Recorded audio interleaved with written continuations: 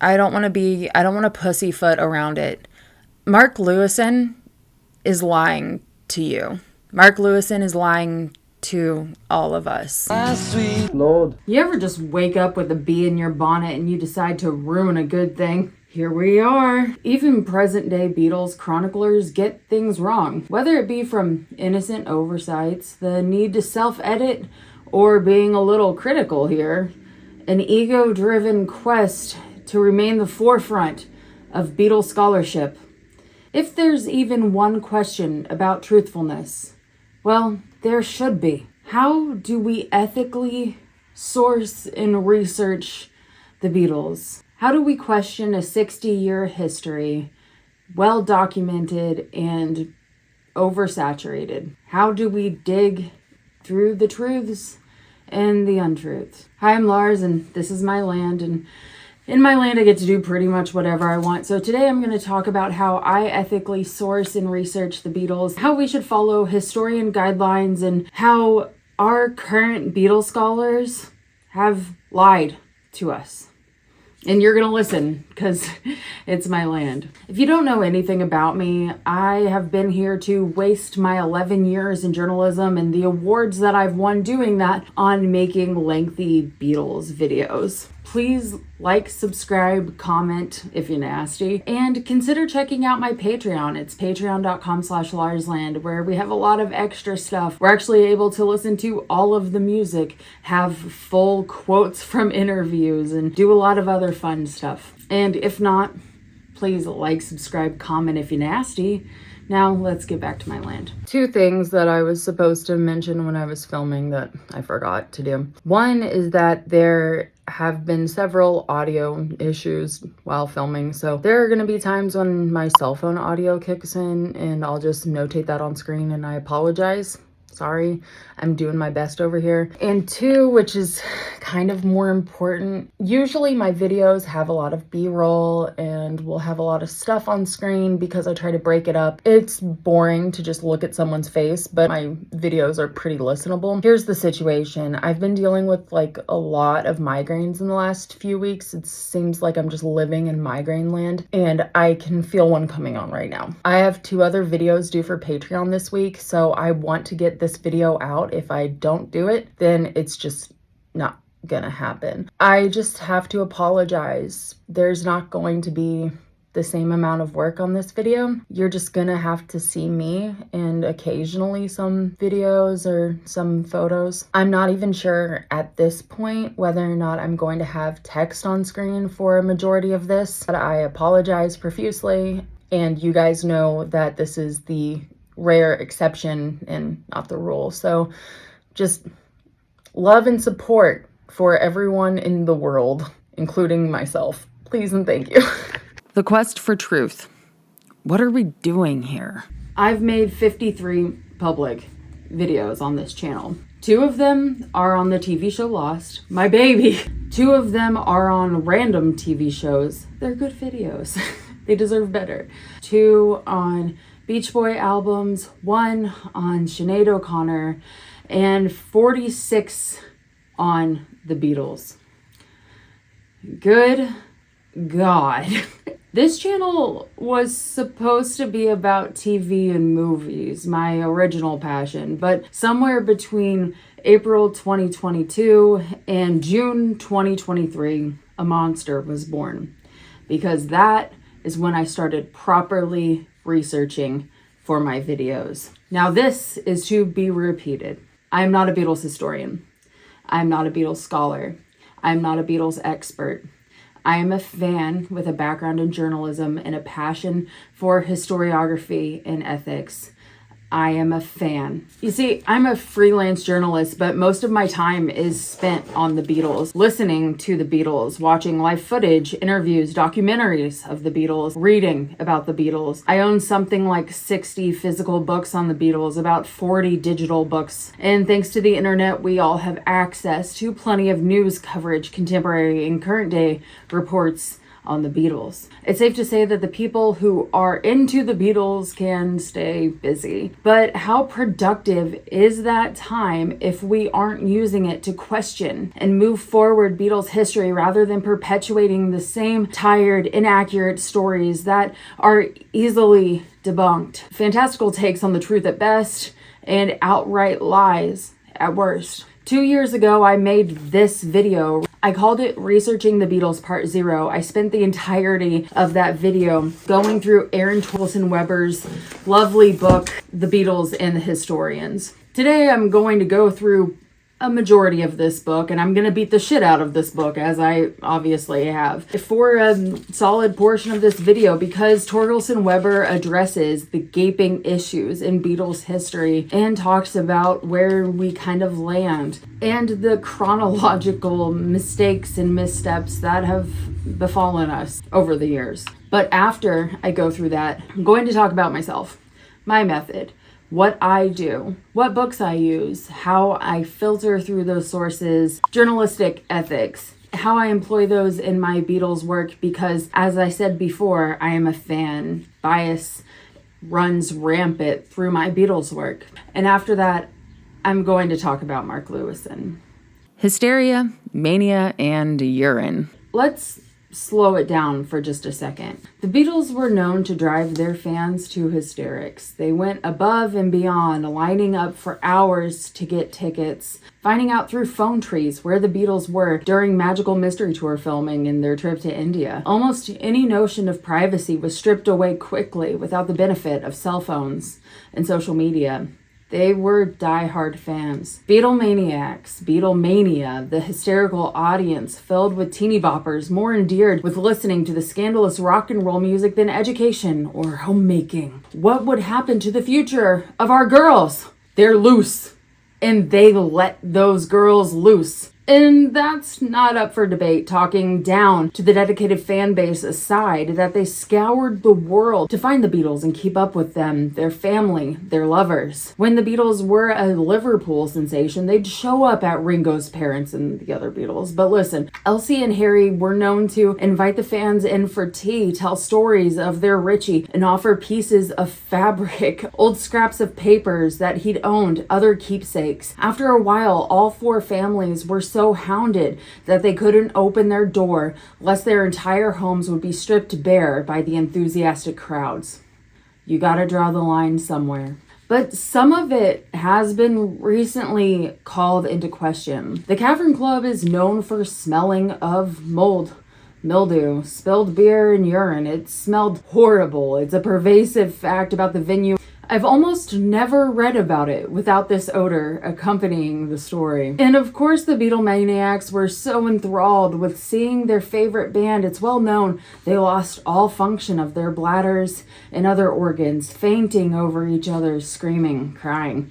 The girls came and went, if you catch my drift. But what if hysterical girls never peed themselves, lest a few here and there, while seeing the Beatles? It's something that has been up for debate, called into question in just the few years I've been here. A story written by old men, old journalists, opinion pieces who criticize the Beatles and the ones making their fan base. A story written by men who were rarely actually in attendance to the concerts. It's a story so normalized, it's made its way into truth. Irrefutable truth. The scholars and the Beatles inner circle themselves write about it.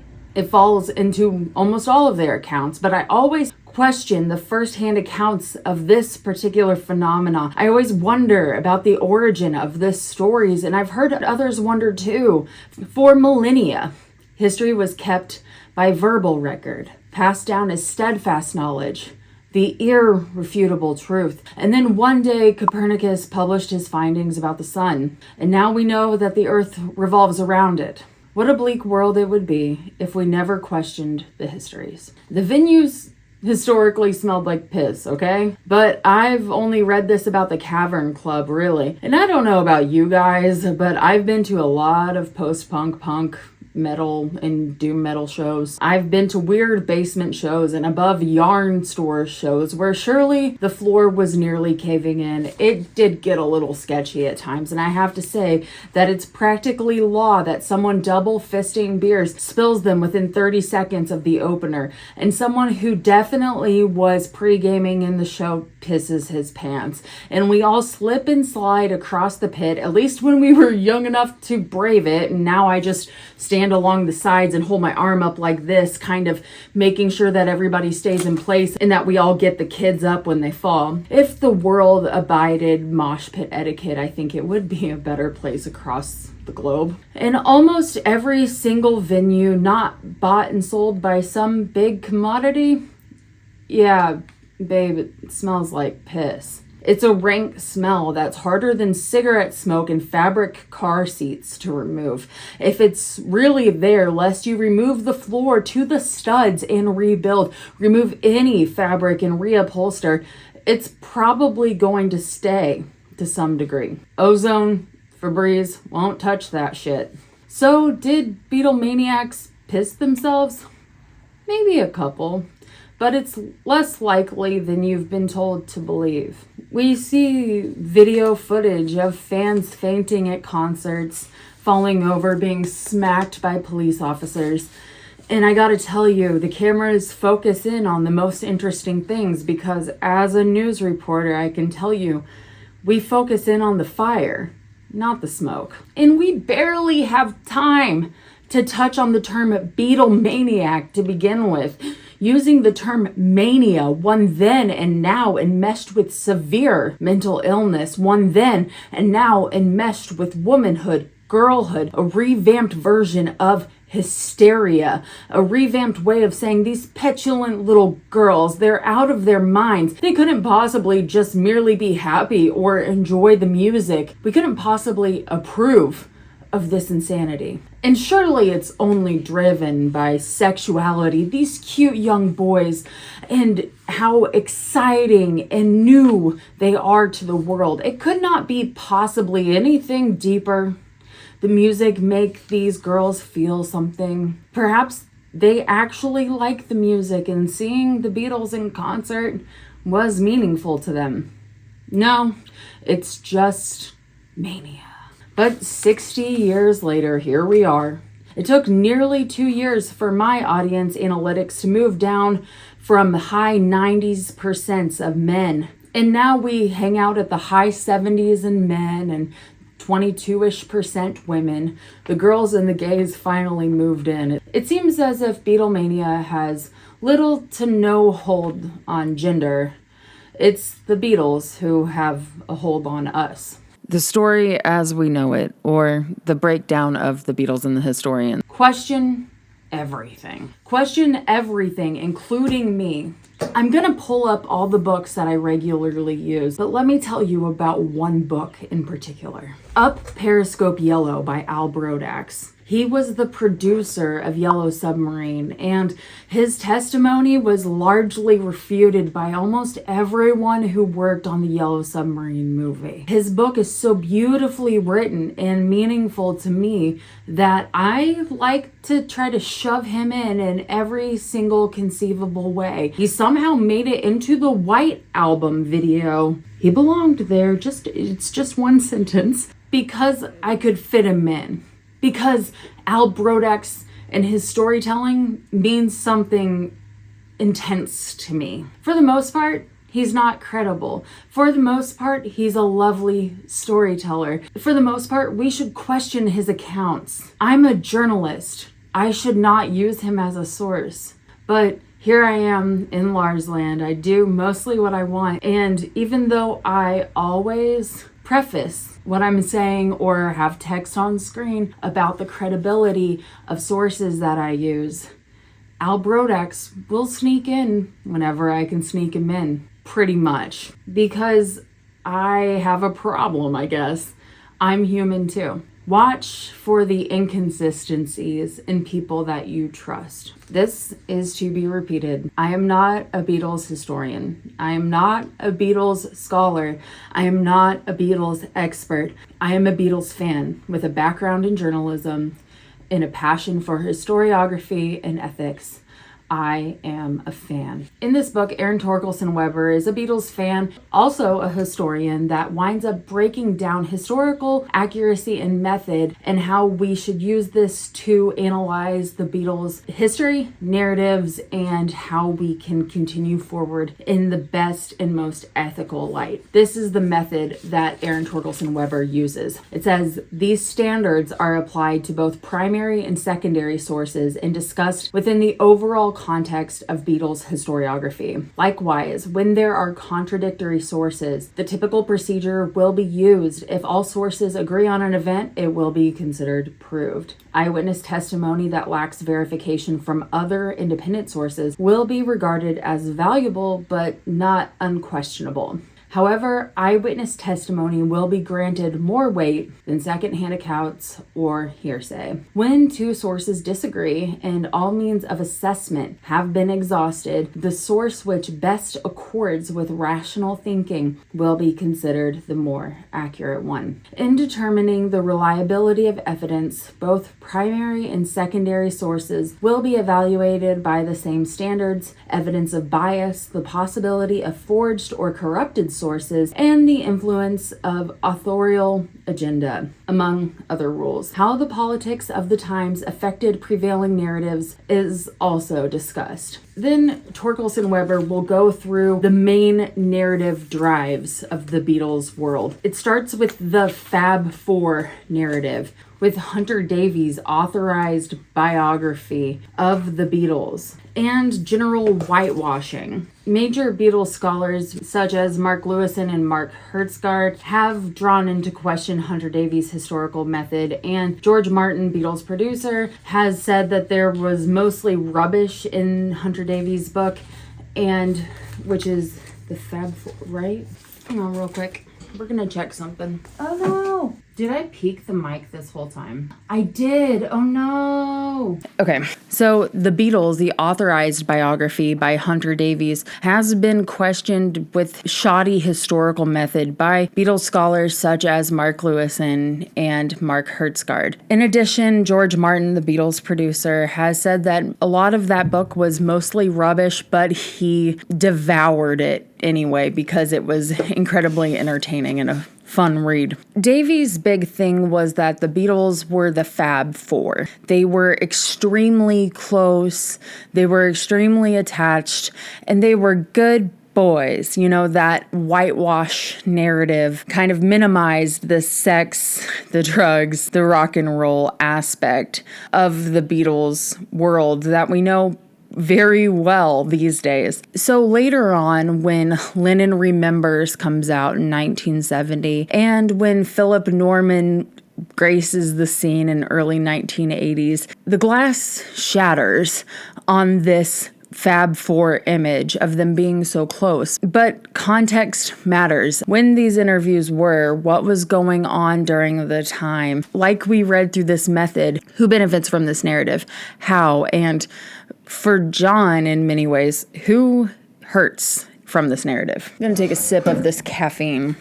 Here's Pete Shotton on group unity. He says, there never was and probably never will be a group more self-contained or tightly knit than the Beatles were in those days. The way their talents and personalities harmonized was little short of miraculous. Until about 1968, I never witnessed or even heard about a single serious disagreement between them. Which, if you want to hear about 1968, just watch my White Album video, which I will be talking about a couple times in here because it's behind Lost, my baby.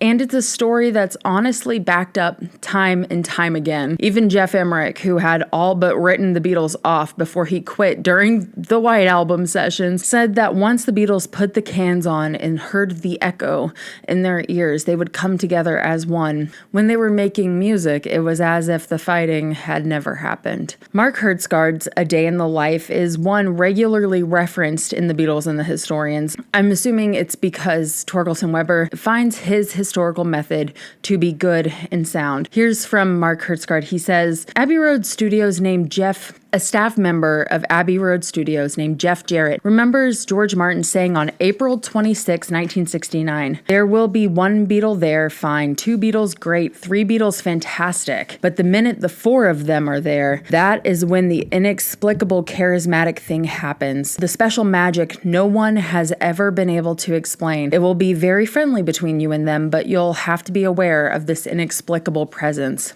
It was a brotherhood, Martin later explained. It was like a fort, really, with four corners that was impregnable. Nobody got inside that fort once they were together, not even Brian Epstein nor I. We were not part of that. They'd been together through thick and thin, the craze of their meteoric rise that only happened to them. I traveled with them sometimes on their tours, and they were complete prisoners of their fame. They only had each other to turn to for support and comfort in those times, and consequently, they had an empathy and a kind of mind-reading business, an almost kinetic energy, such that when they were together, they seemed to become another dimension. Now, not to take an extremely serious topic right off the rails, but that's what I'm about to do. So Brian's last name is pronounced Epstein, not Epstein.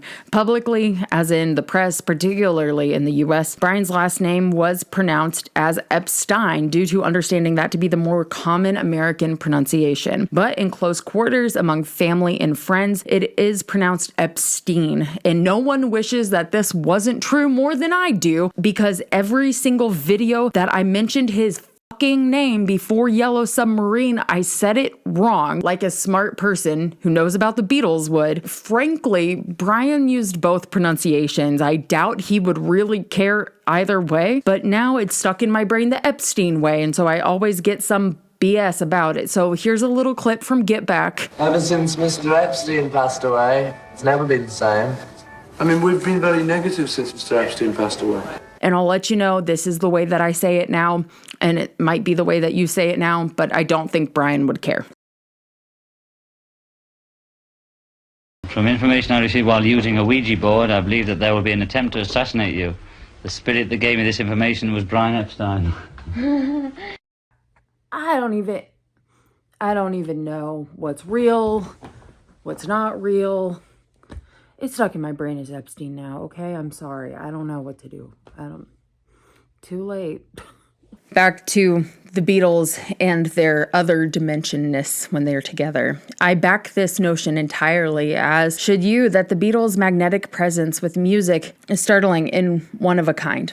But another thing we should caution against is the whitewashing, the covering up of the Beatles story. As I said just a minute ago, it is mostly regarding drugs, booze, ladies, sexuality. Here's Torkelson-Weber. Knowledge of Epstein's homosexuality, Lennon's occasional acts of violence, several paternity claims filed against McCartney, or the Beatles' drug use elements that contradicted the more sanitized official version were suppressed for years. The two topics most commonly censored by the press were the Beatles' sexual promiscuity, particularly on tour, and their drug use. In 1970, 4 years after the group stopped touring, Lennon famously compared the Beatles' sexual exploits to Federico Fellini's orgiastic movie Satyricon, while other Beatles insiders have since declared that Lennon's description was somewhat exaggerated. The complete absence of any mention of sex in contemporaneous press accounts cannot be regarded as anything but an attempt to protect the Beatles' popular reputations and preserve the official narrative. Larry Kane writes about this in his book,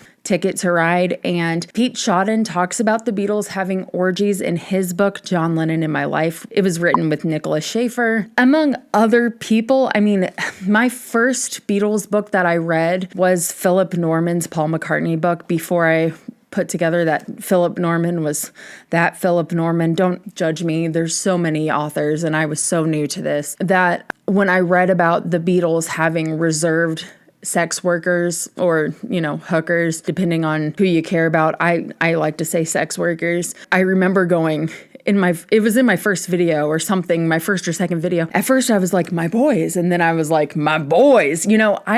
I don't find anything offensive about having promiscuous sex. The issue, I guess, is hurting people in relationships, but also more importantly, really to me, is sexual safety. None of these boys were really safe. All of them were known to have VD. I forget where I read this, but it was something about them coming home from Hamburg and their urine samples looking like shredded wheat. So all of them got a good old shot of penicillin. Guys, wrap it up.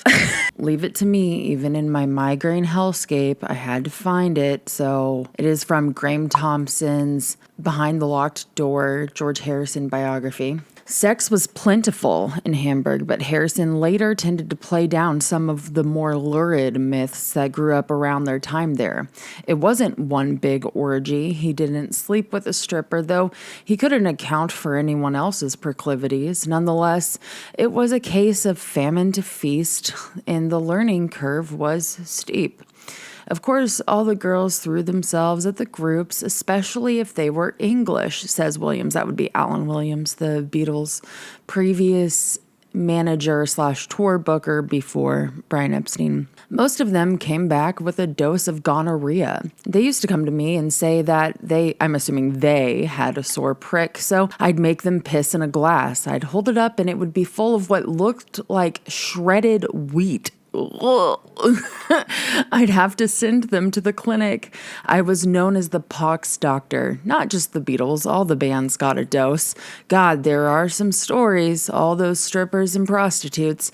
It was quite an education for George, even if he got a sore prick. One thing, I think Film Cooper, a YouTuber that I used to watch quite a bit, I kind of fell off of him, but he said, we don't slut shame, we slut celebrate. You know, consent, condoms, regular STI testing, and, you know, enjoy yourself.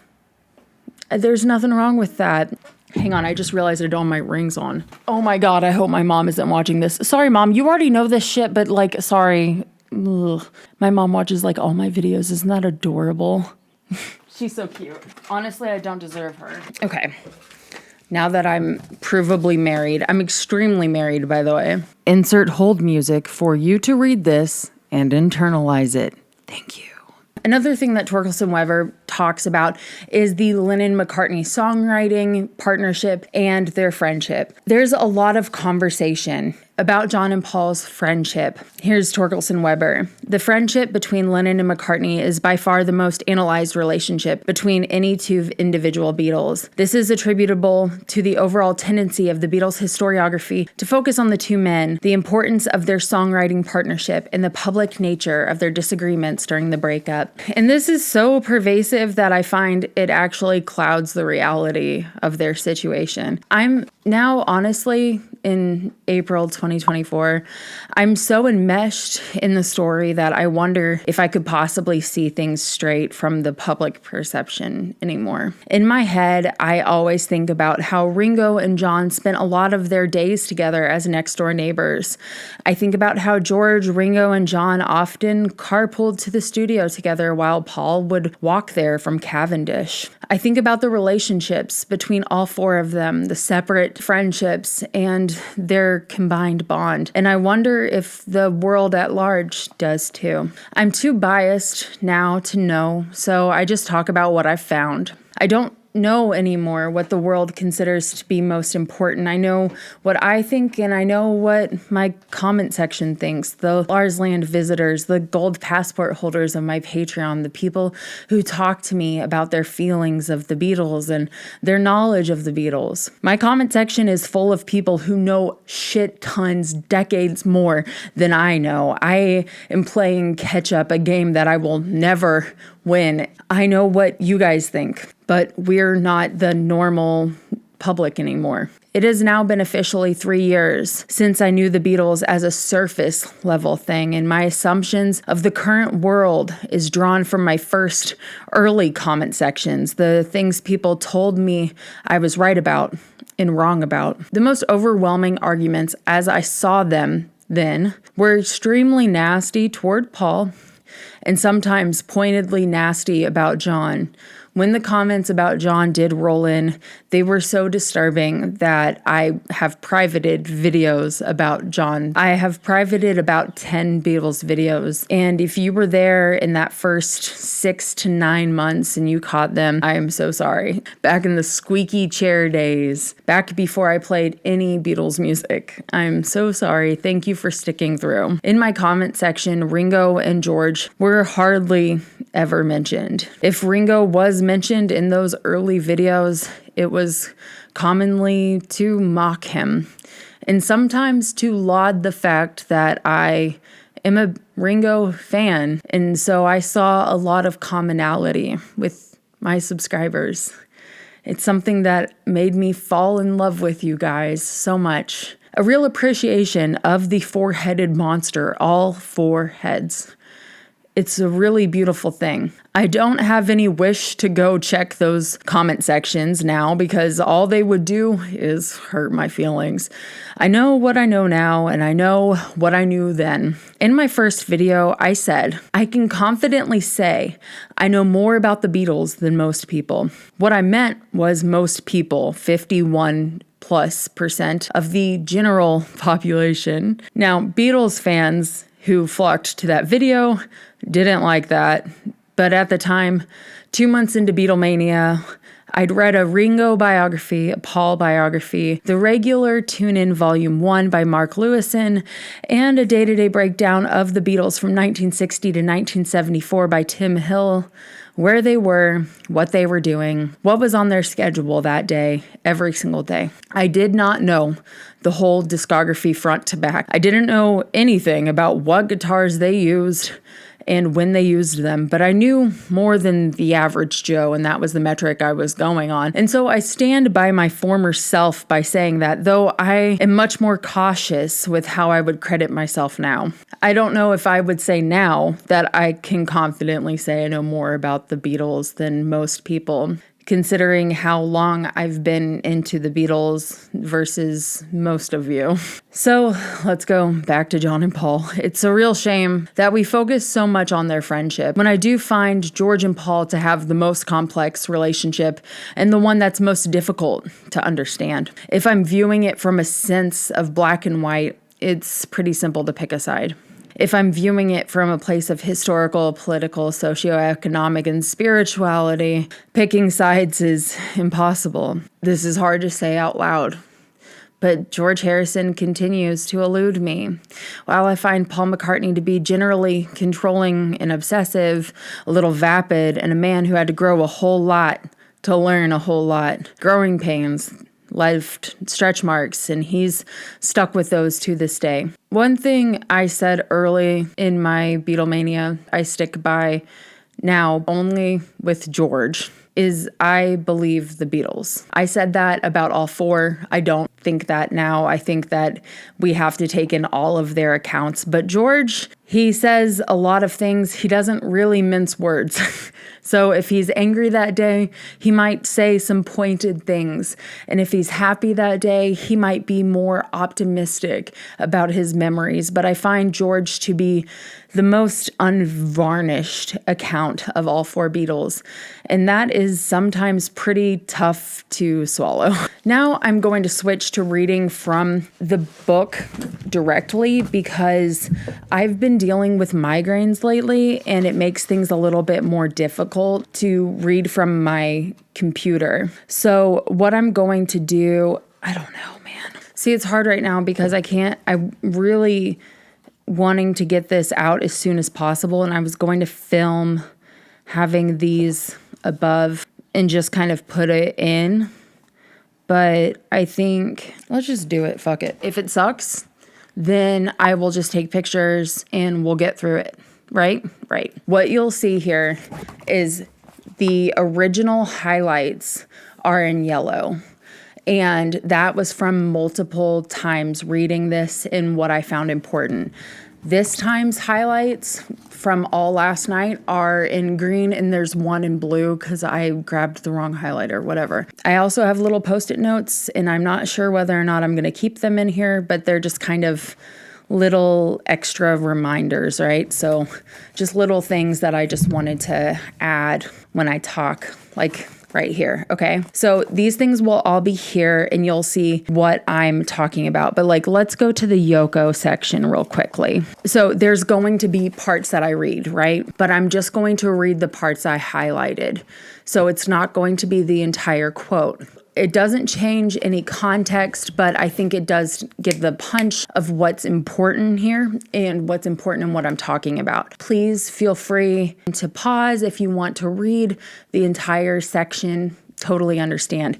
But what I have to say is that if you're really, really passionate about Beatles research, if you're really, really passionate about this stuff, you need to buy this book, borrow it from your library. I personally can rarely afford new books. I bought this used, which I feel guilty about to this day. And I talk about it at the end when I talk about Mark Lewis and why I feel guilty about that, because I want to support the author. Maybe I'll repurchase someday. I mean, this one makes sense.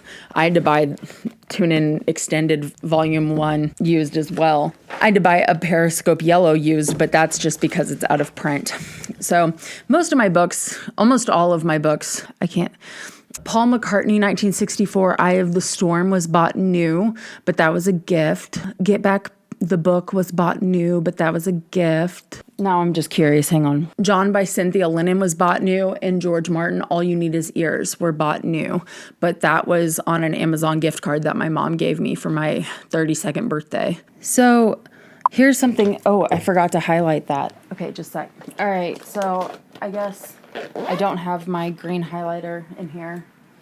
Whatever. So here we are. We're still talking about the Lennon-McCartney friendship and how weird it was, I guess. Here's something that I find absolutely disgusting, is that Hunter Davies became good friends with the Beatles. He was the authorized biographer of the Beatles. He went on holiday with the Beatles. So after John Lennon's death, things had been kind of difficult in the press, particularly after, don't have it right in front of me, something that Yoko said about the relationship with Paul and John. Paul got upset, and in a moment of crisis, in my opinion, he called Hunter Davies and ranted. That conversation, I personally believe, was private, and it should have been privileged. It shouldn't have ever reached the public, but it did, because Hunter Davies took notes. He prioritized profit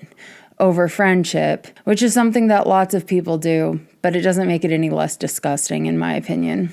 Here's Torkelson-Weber. A few months after Lennon's death, McCartney described Lennon in a private phone conversation with Davies as insecure and crazy with jealousy at some times. Such comments could be viewed as colored by McCartney's bias and retroactively influenced by the breakup. And as Torkelson-Weber goes on to say that all of these sources and all of these accounts back up that crazy jealousy and insecurity that John Lennon portrayed. Sorry, I've got Jack on the table right now. So he's shaking some stuff. Hi, buddy. It's okay. It didn't matter to the general public. The general public thought Paul was completely out of line by saying this stuff. So Paul McCartney, it took him a really long time to be vulnerable with the public. He had a really hard time and kind of was extremely egotistical. Not kind of. He was extremely egotistical and self-absorbed before the Beatles breakup. This is a line that stuck with me since the beginning. He says, "You see, I went through a big part of my life without realizing that I had any faults.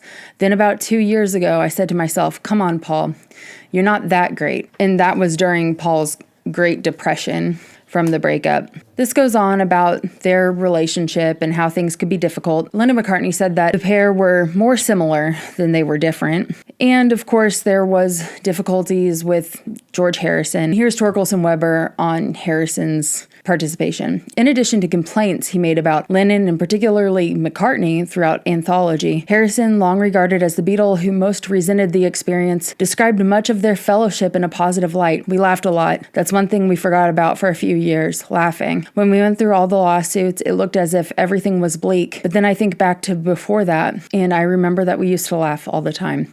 Hang on, I'm letting Jack out. Do you want to go out, Bubby? Go on, baby. Go on. It's okay. Like I said a million times already, I'm going to talk about the sources that I regularly use. In Anthology, the documentary, and the book are regular visitors in Lars land. But this is a perfect time for me to talk about Anthology, particularly the documentary. From the account of the editor, Andy Matthews, he says that the editing experience and the entire experience of the Beatles anthology was one that was absolutely fraught with tension between the three Beatles and Yoko Ono. So Yoko had to approve the edits, and then the other three Beatles would stay in the editing bay with Matthews while he worked through things, and one Beatle would say this thing and another would say this thing. Particularly George and Paul would go after each other and dispute the narrative. Matthews says that a lot of parts that were important in Anthology, that were spicier, darker,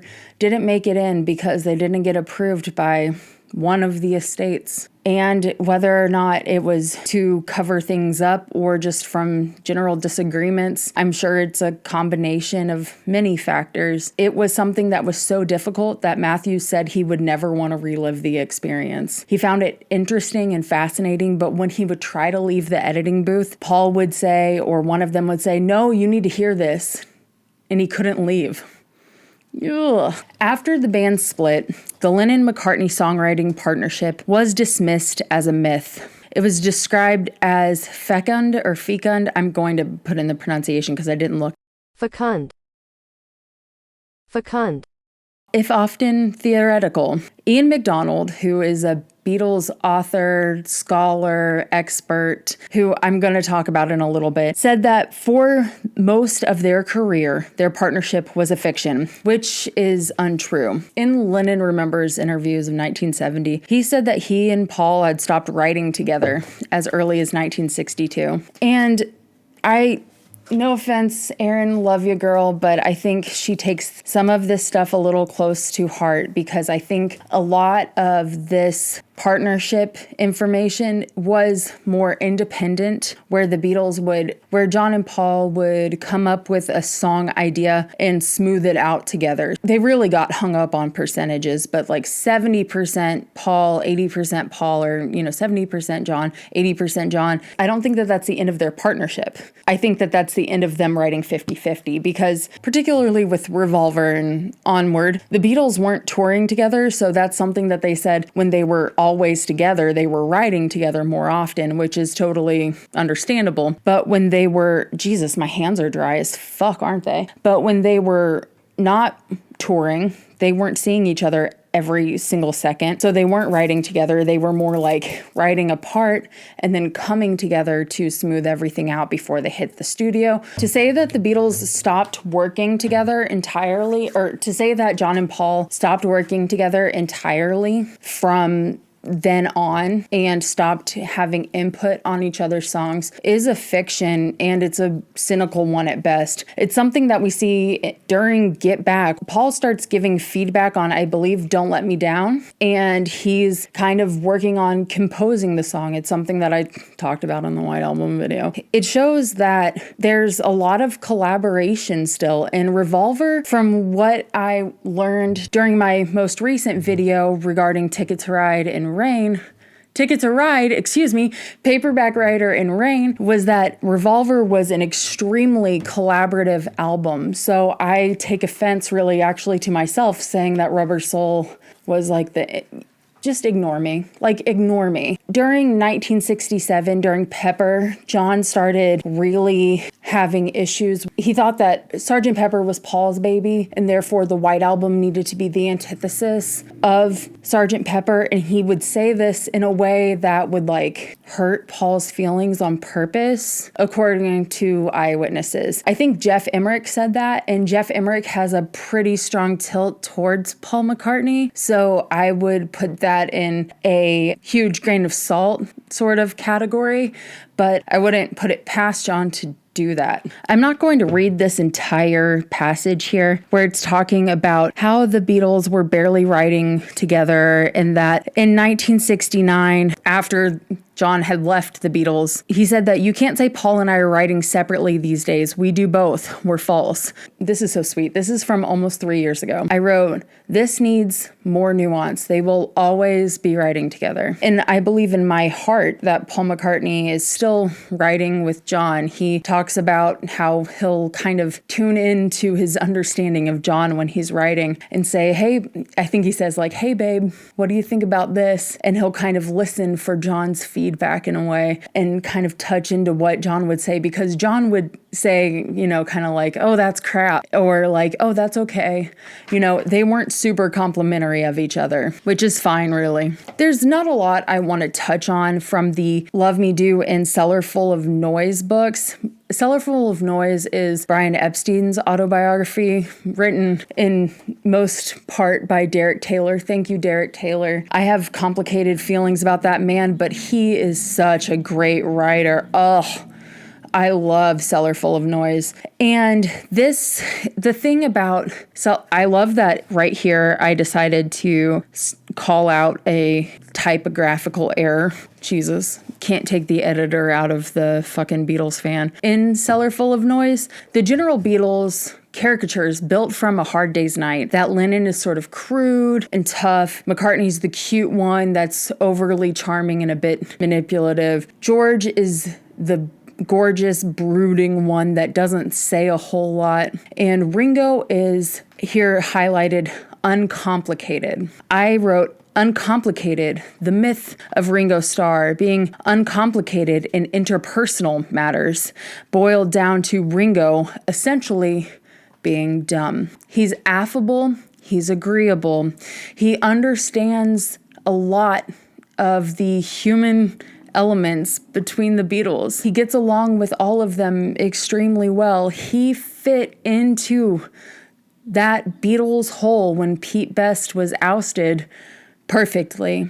Maureen Cleave interviewed all four Beatles, and she called Starr the least brilliant and the most ordinary, but also the most sensible, mature, and least complicated. And the least brilliant and the most ordinary, I feel like sticks out more than the most sensible, mature, and least complicated. Once again, it's all boiling down to calling him dumb. So let's talk about Yoko. Torkelson-Weber rightly says that Yoko Ono is the most divisive figure in Beatles history. She says, this unbalanced view began with Yoko's introduction to the Beatles story. In 1968, Connolly declared that press reaction to Ono depicted her as either a joke or a hate figure, or both. Conversely, during the breakup period and its aftermath, Ono received extremely complimentary portrayals, particularly in Rolling Stone, whose editor, Jan Winter, she established a lifelong friendship with. Goldman and Spitz, as well as accounts from Bramwell, describe Ono in unrelentingly negative terms, referring to her as a malevolent omnivore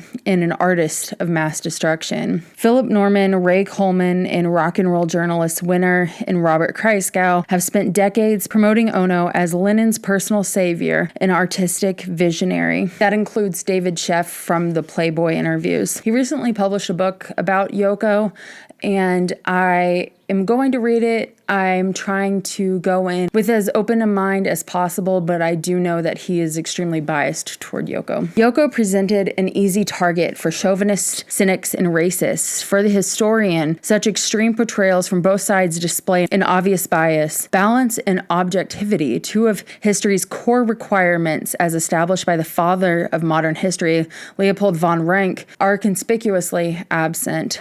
Negative portrayal of Ono turns her life into a stereotype with no redeeming features whose effect on Lennon's life is almost uniformly negative. On the opposite side of the divide, writers are so determined to celebrate Ono's artistic and personal partnership with Lennon that they excuse Ono's negative qualities and actions. Both sides reduce her portrayal to a caricature, and both are occasionally guilty of ignoring or summarily dismissing primary sources that contradict their chosen view. As a consequence, both fail as legitimate history. And this is something I wrote on a post-it. I wrote, "Are you tough enough for Chapter 4, The woman in my White Album video. I said, watch my video. One thing I'm extremely passionate about, because I've been so torn about it this entire time, is properly, or trying to properly portray Yoko. I think Yoko has an amazing artistic talent. I like her brain. Not necessarily the screaming, but I like her voice. I like her voice in Bungalow Bill.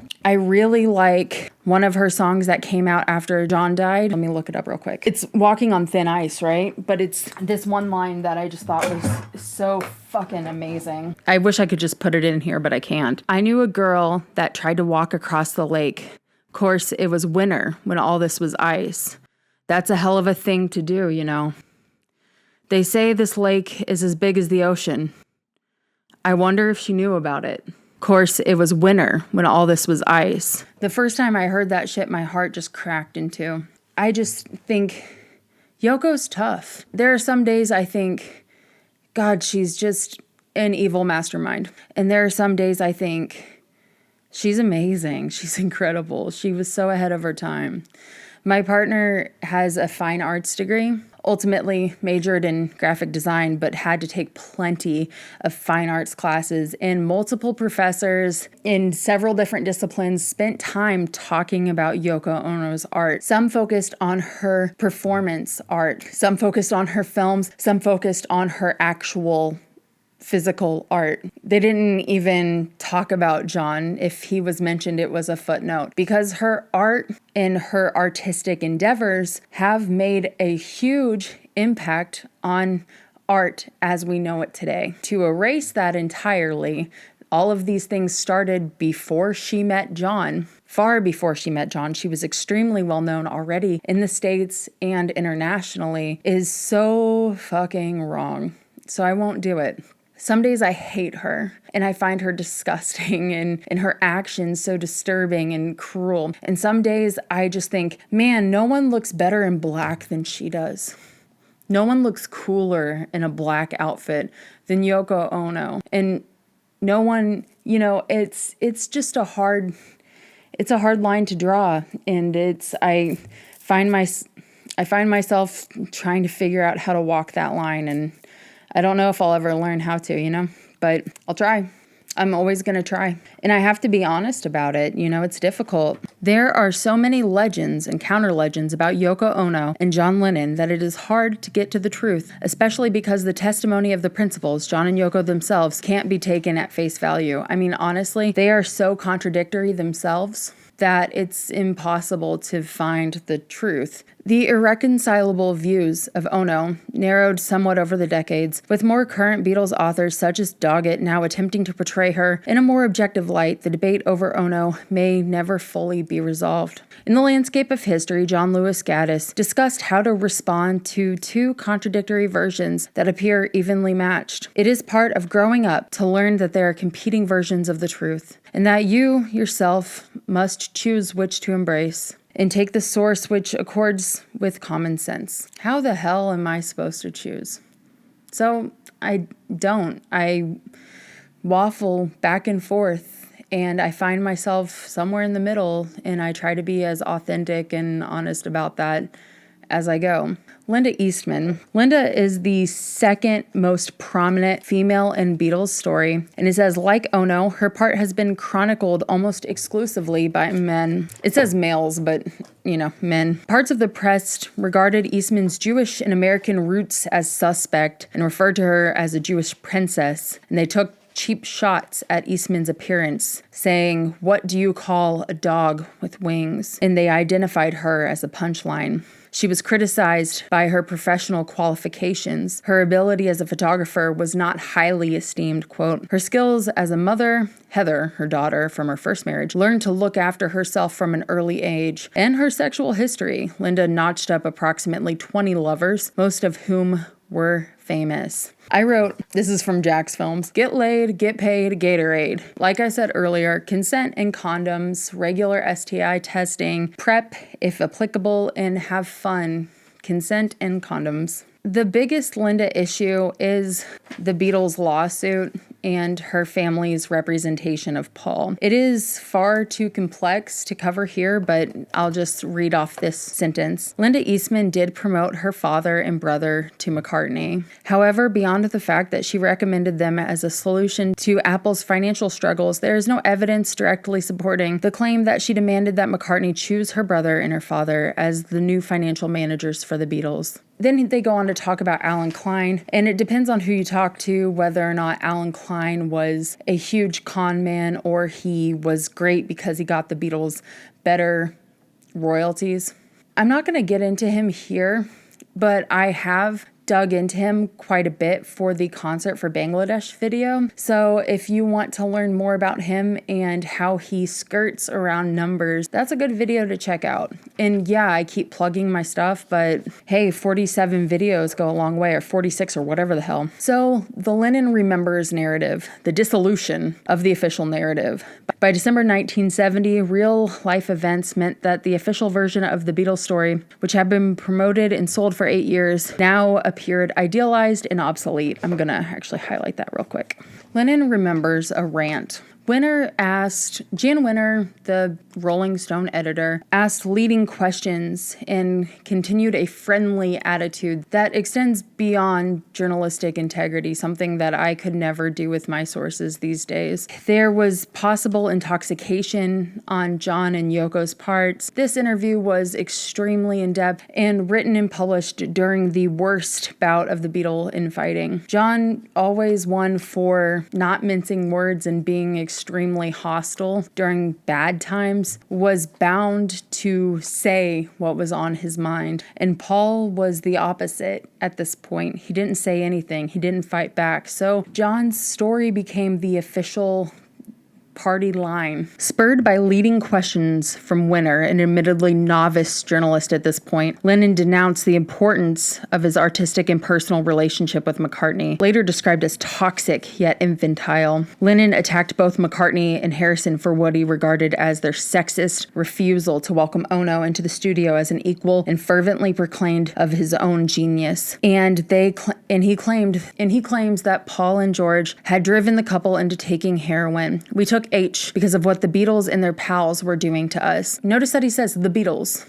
and he separates himself from the group entirely. As he quickly carved out the role of arbiter of truth among the four in the new era, his words were given virtually complete credence. According to the public, in the view of the public, John told the truth about the sugar-coated mythology of the Beatles and Paul McCartney's characterization of the breakup. And from this publication, and in the future, Harrison and Ringo Starr were relegated to the fringes. The Rolling Stone interview stood as Lennon's testament for the next decade at least, defining his attitude toward his fellow Beatles long after he mellowed in his view. Decades later, a reporter for The Guardian described the Lennon revealed in the interview: self-engrossed, witty, malicious, foolish, someone who is always ready to be disabused and abused, a confused figure waging several wars at once and taking no prisoners. In The Historian's Craft, Mark Bloch cautions against blindly accepting testimony from any source, however reputable. There are no witnesses whose statements are equally reliable on all subjects and under all circumstances. Surprisingly, given its ubiquitous presence in the Beatles' history, few Beatles writers have addressed the interview's inherent weaknesses, and those who have only began to do so within the last 20 years. One author who does is Doggett, who evaluates the credibility of Lennon Remembers and You Never Give Me Your Money. Another is Herstgaard, who labeled the famous Rolling Stone interview as a fascinating document whose claims must be evaluated with care and skepticism.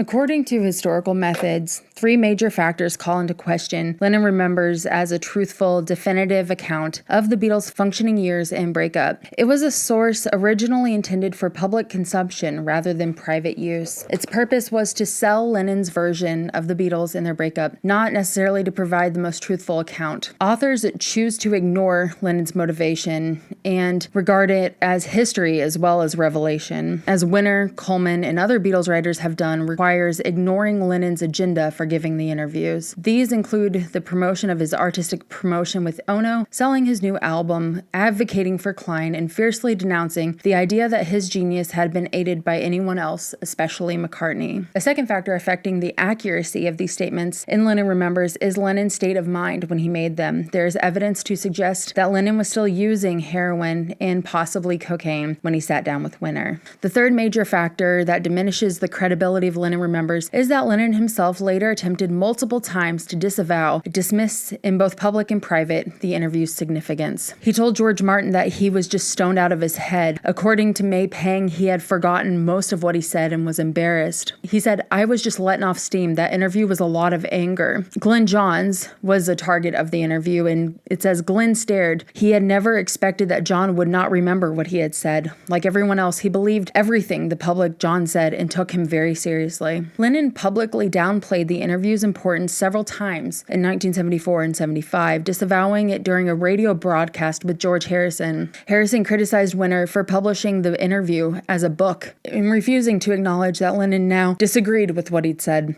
In Lennon Remembers, condemning the Rolling Stone editor for continuing to promote statements which John said he no longer agreed with himself on. Lennon concurred, describing his words as a thoughtless reflex rather than an accurate portrait, making it clear that he did not intend the interview to serve as a timeless manifesto. Quote, "If you accidentally bang your head and you shout, 'ow,' that's the end of it. It doesn't go on for the next 5 years, right?" Just as Paul McCartney regularly said, a lot of the songs we did eyeball to eyeball. In the same interview, Lennon later repeated the disclaimer when asked about previous statements regarding his partnership with McCartney. "I said that, but I was lying." The rock and roll press chooses sides between John and Paul. In contrast to the rock press, which supported Lennon's political activist, largely adheres to Lennon's version of the Beatles story during the 1970s. In his essay, The Solo Years, Michael Frontani discusses how the countercultural press, the New Left, and Rolling Stone found common cause with John Lennon, while McCartney was demonized as a commercial hack for his refusal to say anything of consequence. So,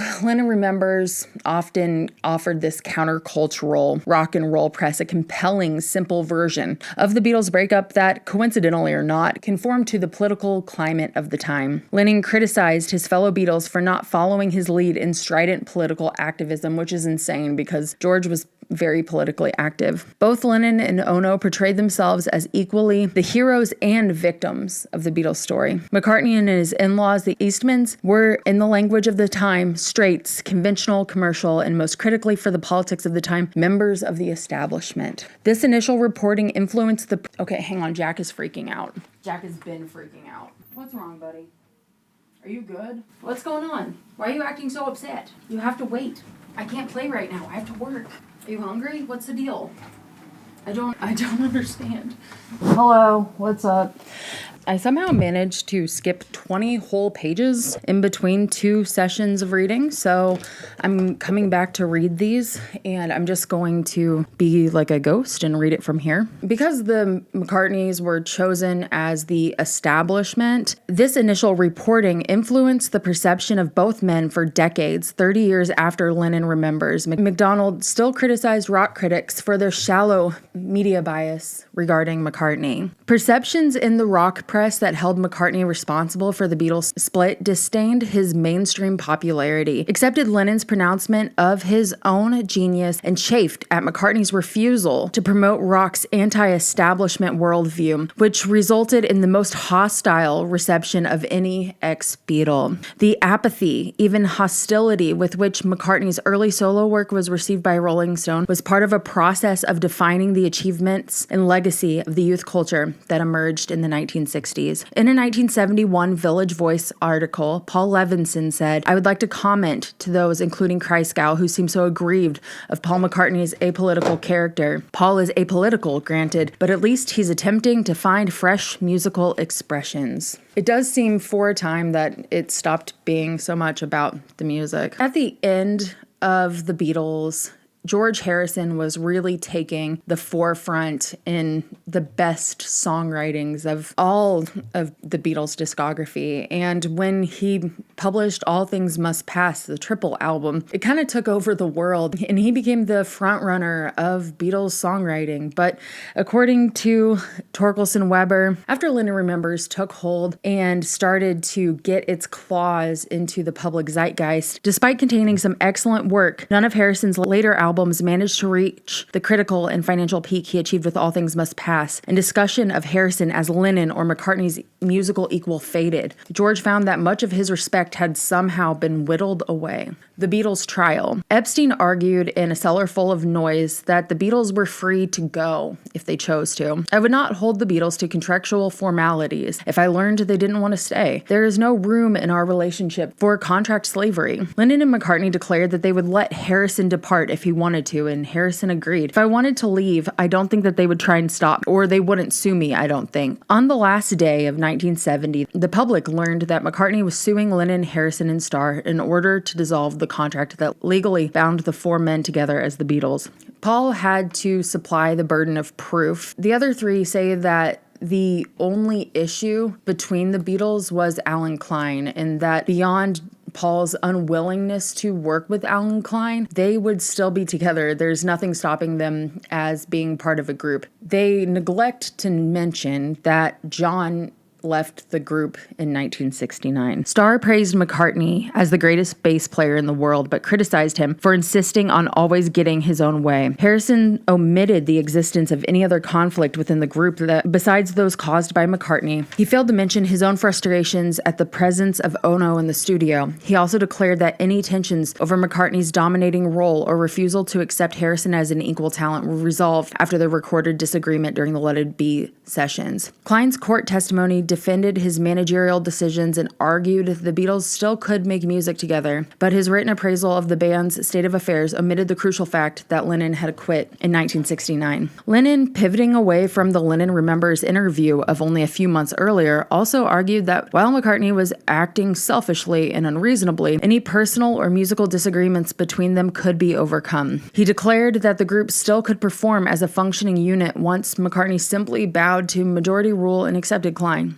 The testimony of all four Beatles, which quickly became public, made a lasting impression on the public perception of the group's artistry and its inner workings. There were no irresolvable conflicts within the Beatles, and while Lennon, Harrison, and Starr wanted to save the band, McCartney wanted to end it. This was the initial version of the breakup that was seared into the public consciousness. Justice Stamp declared that confidence was gone in Apple's business affairs. Alan Klein's testimony was untrue and dishonest in parts, and that he had taken commission to which he was not entitled. Stamp also ruled in McCartney's favor regarding the Beatles' dissolution. However, Stamp's ruling in favor of McCartney initially helped little in the court of public opinion because his victory spelled the end of the Beatles. McCartney had unequivocally won his first crucial round in the Beatles' legal battle, even if he now found himself hated by the press, the fans, and the other band members. Things remained contentious between the Eastmans and the Lennons until the end.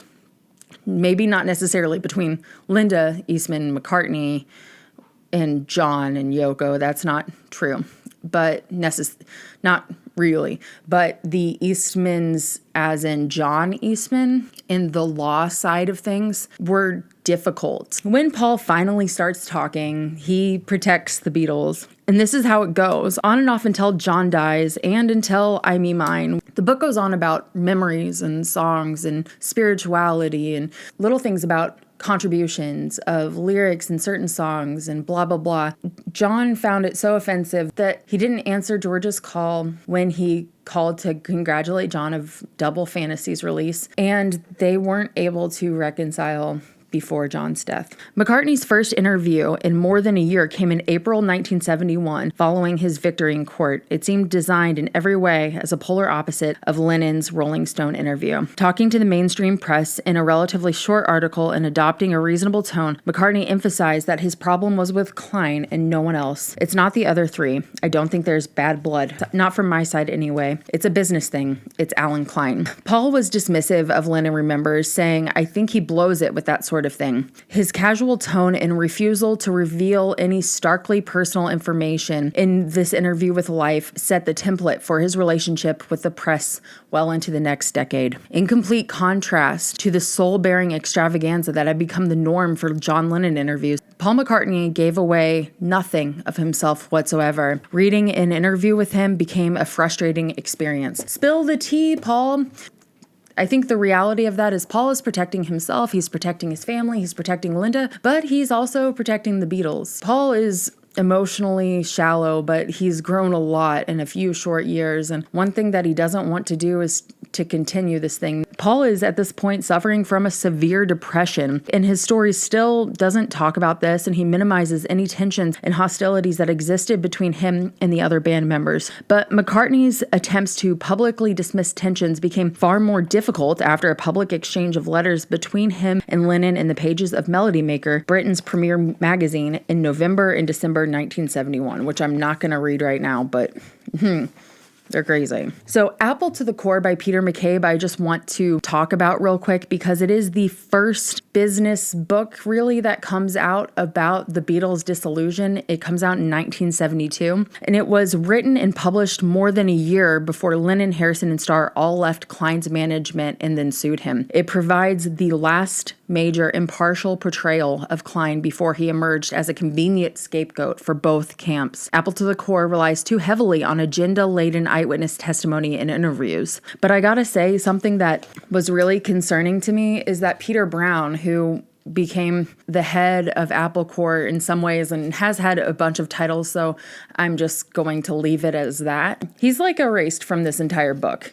I have no idea who he pissed off and why, but his presence was very much there, and he somehow is just not not in this book. It's very disturbing. And it's not mentioned here either, which is very weird. Apple to the Core argues that the breakup was caused by financial and business disagreements that stemmed from the Beatles' utopian business dream and tax shelter Apple Corps. The core disagreement, according to McCabe, was McCartney's refusal to accept Klein as the Beatles' manager, which was motivated by McCartney's middle-class aspirations, difficult personality, and musical ego. The class issue, which Lennon had also identified in Lennon Remembers, is particularly emphasized. The break between John and Paul is fairly easy to explain.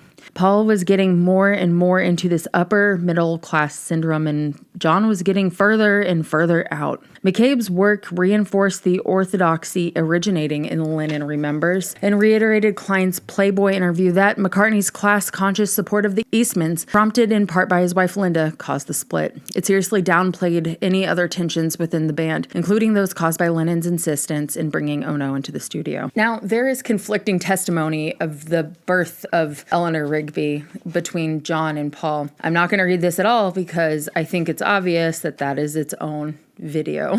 It talks briefly on the credibility of George Martin. I'm going to gloss over this, but one thing is that George Martin stayed close to Paul McCartney, but in all of his accounts of the Beatles, he is equally loving, doting, and complimentary of both Lennon and McCartney. He looks back of his relationship with George Harrison with regret and wishes that he had helped foster his songwriting and encouraged him more than he did, rather than take in with John and Paul's putting him down and kind of dismissing his work. He doesn't say much about Ringo, but he doesn't have to say much about Ringo. When he does talk about Ringo, it's just he was good. Though Martin was very fond of Lennon, he was closer personally and musically to McCartney, and McCartney was the only ex-Beatle Martin produced again and frequently socialized with after the band split. Martin is a credible source in part because his testimony shows he is capable of laying aside his own ego. He is not one to blow his own trumpet. This is something that I completely disagree with. There is no doubt in my mind that the main talent of that whole era came from Paul and John. George, Ringo, and myself were subsidiary talents.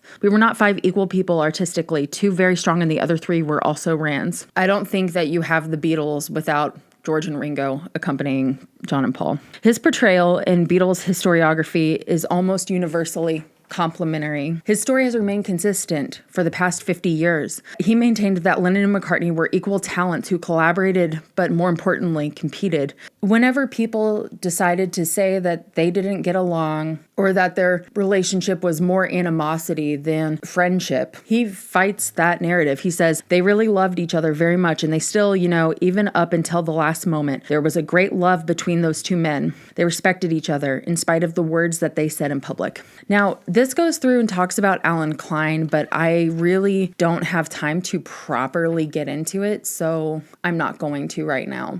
Even though there's just a little bit of a page here, it's just such an in-depth conversation that I really don't feel like I'm going to give it the proper space to talk about right now. Torkelson-Weber says, it is interesting to note that many of Lenin's public statements softening or denying the Lenin Remembers version of events corresponded with or immediately followed his 18-month separation from Ono. According to musician Alice Cooper, Lenin's friend and companion during this time period, the man reacted violently to any outside criticism of McCartney. If anybody said anything bad about Paul, he'd take a swing at you and say, you can't talk about Paul like that. Paul was his best buddy. The death of John Lennon. Lennon's return to public life after years of silence made headlines, and major interviews from 1980 received considerably more attention than the smaller ones he had done during his Lost Weekend, in which he had adopted a more generous tone toward his ex-bandmates. The most famous of the musician's 1980 interviews with Playboy magazine was for sale at newsstands the night of his murder. The agenda behind Lennon's last interviews in 1980 was in some ways identical to his previous agenda in 1970 and 71, to promote his new album and his artistic partnership with Ono, and to construct a new popular persona for himself. Lennon denied listening to McCartney's work. I don't follow Wings, I don't give a shit what Wings is doing. In Lennon Remembers, he declared that Harrison and McCartney's treatment of Ono had been a major source of conflict, leading to the band breakup, and had driven both he and Ono into using heroin. 10 years later, Lennon declared that the other Beatles had treated Ono quite well in the studio. Ono agreed, none of them were nasty to me. And also, I should mention that in Yoko Ono's White Album tapes, she says that Paul is very much on the level with her. It's nothing as negative as Lennon Remembers portrays, and that was during the recording of the White Album. Lennon denied having any interest in reuniting to write with McCartney, a statement that his producer on Double Fantasy, Jack Douglas, publicly disputed years later. He was looking to get hooked up with Paul before Paul went to Japan to do some writing. When asked about the sarcastic barbs and stinging lyrics Lennon had directed at McCartney years earlier, the musician dismissed his previous statements as, don't believe all that, he said, smiling. Paul is like a brother. We've gotten way past all that. While Lennon denied any desire to reunite,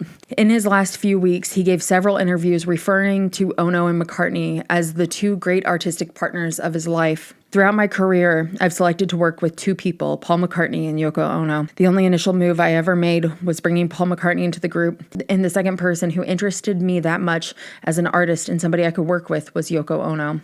On the day of his death, Lennon repeated the statement, declaring that while he had worked with many different musicians over the years, he had only chosen McCartney and Ono as true partners. But after Lennon's death, it seemed like it was more important to the public narrative to disparage the other Beatles and call John a genius, and insist that the Beatles, especially McCartney, rode on his coattails and pretended to be as genius as he was. Decades later, journalists acknowledged all this. After Lennon's death, many writers seemed to feel that the best way to praise Lennon's achievements was to disparage McCartney, an approach that rock journalist Anthony de Curtis later described as both stupid and unfair. Some of those who eulogized Lennon seemingly could not do so without denigrating McCartney, Harrison, and Starr, or devaluing their contributions to the Beatles. And I finally finished that shit. Shout by Philip Norman is the first Beatles biography to come out post-Beatles breakup. It's published in March of 1981, so it's coming out shortly after John Lennon's death, and the New York Times declared it thrilling and nothing less than the definitive biography, which is once again an extremely dangerous way of viewing any sort of Beatles historiography. None of this is definitive. According to Torkelson-Weber, Norman's influence on the Beatles historiography was immense. More than 10 years had passed since the publication of Davies' biography, and the Beatles story had changed dramatically from 1968 to 1981. The Beatles, the authorized biography, was now a time capsule that did not mention the White Album or Yoko Ono. Let it be Linda Eastman or Alan Klein. The official Fab Four narrative, of which Davies' work had been a part, had collapsed in 1970, followed by Lennon Remembers. In the mid to late 1970s, John started to recant those harsher narratives, the more vitriolic statements that he had made during Lennon Remembers, dismissing both publicly and privately what some viewed as his timeless manifesto. Time magazine noted that Lennon had taken pains lately to redefine details of his collaboration with Paul and make sure credit was distributed accurately. Shout failed to take this softening into account. It reverted the Beatles and the Lennon-McCartney partnership back to caricatured portrayals of Lennon Remembers, depicting Lennon as the avant-garde hero, McCartney as the conventional villain, and displaying what the Beatles' bibliography later described as an almost slavish devotion to Yoko. Not only did Shout clearly portray McCartney as Lennon's creative inferior, it also presented him as conniving, conventional, egotistical, shallow, and manipulative. Lennon was depicted as a great artist, revolutionary, daring, assertive, avant-garde, and the unquestioned dominant creative force behind the Beatles. Virtually every depiction of Harrison, either as a person or a musician, in Shout's 400 plus pages was negative. Starr merited few mentions and little more than token analysis of research. Decades later, a journalist summed up perhaps the largest weakness with Norman's approach. He doesn't seem to cherish the Beatles very much, does he? I'm going to talk a little bit about... Oh shit, hang on. I've been having audio issues all day, okay? Like, it's just insane. Philip Norman is one of the most easily accessible authors in Beatles scholarship, in Beatles biographies, particularly when we're talking about the John Lennon and Paul McCartney biographies. Philip Norman pretty much hates Paul McCartney. It was really bizarre to me after I had read the book to find out, and I read his preface, so I was like a little confused, and then rereading it after knowing who Philip Norman was, the interviews that he had saying that Paul likes to rewrite history, and knowing that, yeah, sure, Paul does that, but John Lennon is really good at it. I was very confused. And then Philip Norman comes out recently with George Harrison, the Reluctant Beatle. And he says in interviews during promotion of that book that he has no interest in doing a Ringo biography. It's like he just doesn't give a shit. And as far as I understand, because frankly, I didn't read that George Harrison biography. From what I've read is that there was nothing new brought to the table. It was just pretty bland George Harrison biography. And we have a few good George Harrison biographies. We need more, but we don't need more from him. Shout is a flawed work of history for three reasons: inadequate historical distance, lack of documentation, and deliberate authorial bias. Shout's chronological proximity to Lennon's death and the Beatles' breakup means it suffers from a lack of historical distance, the quality that more than any other distinguishes academic rigor from popular memory or everyday journalism. The second factor lessening Shout's overall credibility is its lack of documentation. Because he wrote as a journalist and a novelist rather than a historian, Norman failed to document his sources, list his interviewees, or provide a bibliography. Let's talk about journalism citations. I'm a print journalist. I have worked mostly in newspapers and online writing, publishing. Generally, the truth stands for video and other digital forms of media, and not as much on broadcast, where you'll say according to so and so, and then on broadcast news you'll try to do, for stories you'll try to do packages, so you'll have actual video interviews of the people that are talking, if you can do that. But otherwise, you'll just cite where you got the source as you're talking. You'll say, according to Pew Research, da-da-da-da-da-da-da-da. It would be something like that. Spokesperson Paul Revere said that he's going on a midnight ride, like that kind of thing. And that is how we cite sources in newspapers. We can't assert any opinions on our own because our opinions don't really matter. The basic journalistic tenet from the Society of Professional Journalists is to seek the truth and report it. So we interview the subject of the story, and then we try to get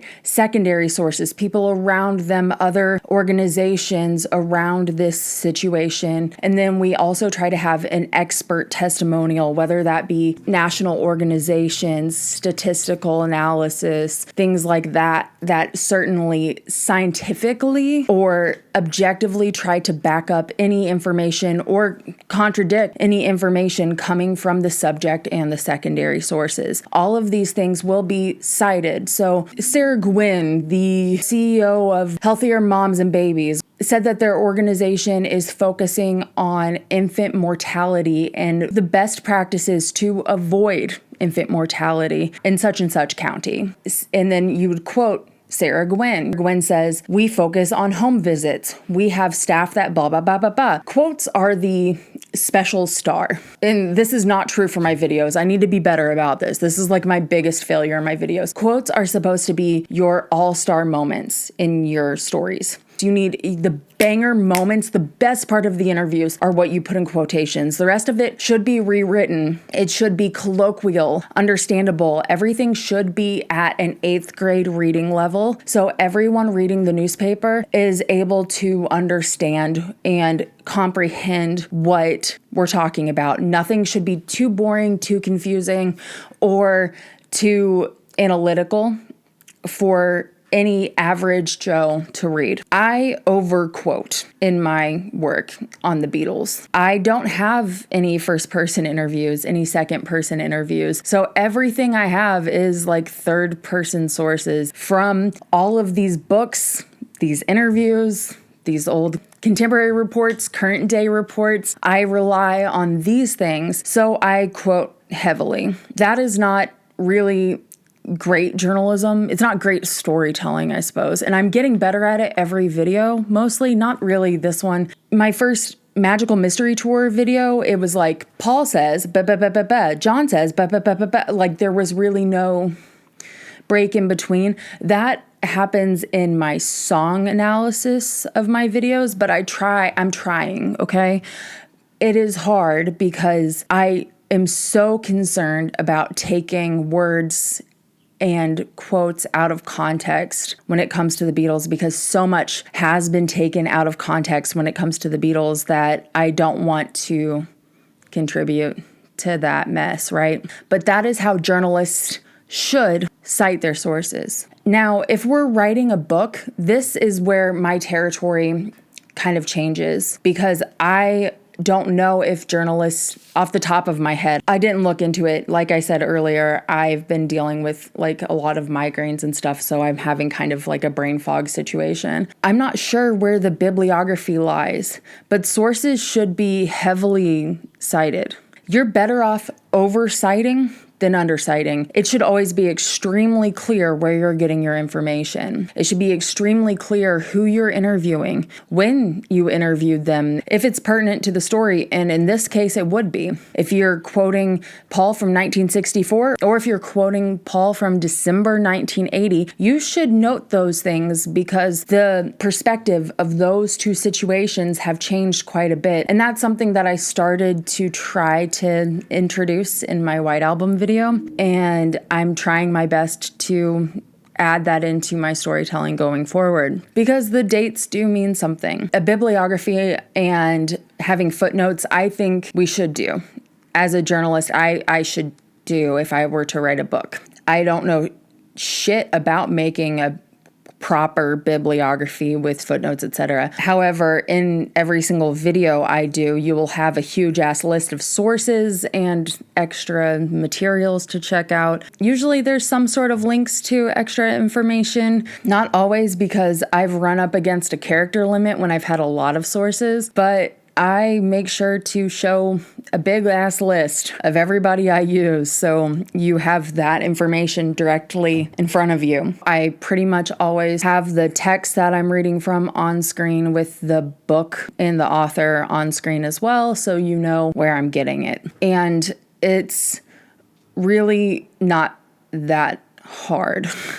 It's not that hard. I feel like if you're a journalist and you're not doing these things as a biographer, in a biography, you must be doing it to gain something, to hide something, or to be lazy. So pick one, or pick all three. I don't like it. I think it's skeezy. Even more damaging to the book's, there are things I haven't highlighted here, but even more damaging to the book's ultimate value is the author's evident and admitted bias. Philip Norman is so outrageously Camp Lennon, it is disturbing. I don't understand why he would write about the Beatles if he's just a John Lennon fan. Just write about John then, Applying moral judgment to historical figures is a topic on which history's most preeminent authorities disagree. Bloch argued strongly against it. History demands an understanding interpretation, wrote the historian in hiding in Nazi-controlled France. Are we so sure of ourselves and of our age as to divide the company of our forefathers into the just and the damned? John Lewis Gaddis, another historian, while taking into account Bloch's arguments, reached a different conclusion. There is one thing, though, that biographers and historians generally can't escape. It's to make moral judgments. No work of history of which I'm aware has ever been written without making some kind of statement, explicitly or implicitly, consciously or subconsciously, about where its subjects lie along the ubiquitous spectrum that separates the admirable from the abhorrent. The issue for historians then is not whether we should make moral judgments, but how we can do so responsibly. This is something that I struggle with constantly. And where am I just reacting in a moment of emotion? And how am I stripping this story of the human element? As a person who's a recovering alcoholic, I've been sober for 15 years, and I halfway remember how I was when I was drinking. I was a teenager when I got sober, and the time that I was drinking was so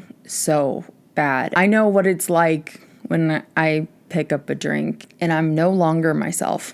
Knowing that about substance abuse, knowing that about myself, I think softens a lot of my perspective on almost everyone in the Beatles sphere, because substance use is such a prevalent theme here. My life has also been touched in a really dramatic way by infidelity in my childhood, so I have a hard time with my moral judgments there, particularly when it includes marriage and children. So that's where things get difficult for me personally. I try my best to separate myself and understand the human element of what these people may be going through. And when I don't understand, when I can't grasp the feelings, I can only guess, I can only estimate what things were going on. I can only add as many accounts, as many quotes together to parse together some sort of picture of the reality during these more difficult times of the Beatles. I just say, I don't know, because more often than not, I don't. This is to be repeated. I am not a Beatles historian. I'm not a Beatles scholar. I'm not a Beatles expert. I am a fan with a background in journalism and a passion for historiography and ethics. I am just a fan. So back to Philip Norman. By any measure, Shout fails this basic test of responsibility. Instead, the author downplays or omits the failings of his favorite, Lennon, while emphasizing the flaws of the others. Throughout Shout, almost every action attempted by McCartney draws the author's scorn. In later editions, Norman criticizes Harrison's extramarital affairs, while Lennon and Ono's are not judged. Most notably, Lennon's treatment of his first wife, Cynthia, and the neglect and abandonment of his son, Julian, behavior which even Norman described in a 2008 interview as unforgivable, is relayed by the author with no judgment at all. It is such a shame that this book was ever published. The work that John did in the mid to late 70s to correct the flaws in his narrative from Lennon Remembers was completely diminished and overall swept aside entirely because of Philip Norman's just unfathomable bias. There are plenty of other Beatles biographies that are covered in this book, and once again, I think that it's really important for you guys to stop and read it yourself, because I'm not going to go through all of them here, but I wanted to go through the ones that I use really often in my work. My biggest concern about this book regards Mark Lewisohn, but I'll talk about my concerns with that at the end of this video because I'm hiding that until the end. But one thing that it does laud, and rightly so, are the Lewisohn reference books, the Complete Beatles Recording Sessions and the Complete Beatles Chronicle. And his first book on the group was The Beatles Live, a chronological reference detailing the specifics of all the band's public performances. His work is thorough and really important to a lot of my stuff. So I want to say that over and over again. Lewisohn's most comprehensive work, The Complete Beatles Chronicle, was published in 1992, the result of 12 years of research. It was anointed the single most authoritative document about the group and cemented Lewisohn's position as the world's leading authority on the band. McCartney had tacitly endorsed the Complete Beatles Recording Sessions by helping write the foreword. Now Martin did the same with the Complete Beatles Chronicle. The Complete Beatles Chronicle marked the end of a remarkable stretch of research that changed the way in which the Beatles' history was written. There's some conversation regarding Ian MacDonald's Revolution in the Head. I'm still trying to figure out how I feel about this book. According to this, MacDonald shows an undoubted pro-McCartney bias and a preference for McCartney's version of events over Lennon and Ono's. I would say that that's probably true, but often I feel like Ian MacDonald is similar to Philip Norman in the way that he doesn't even like the band sometimes. When he lauds the work, he is so heaping with grace, and he knows so much about the socio-political, economic situation of the times. He ties in a lot of information about politics, a lot of information about the art scene, contemporary bands, current releases, other influences, previous music influences that I wouldn't have known about. And he also knows about music theory. I regularly quote Ian MacDonald, but he is so angry and he's extremely negative.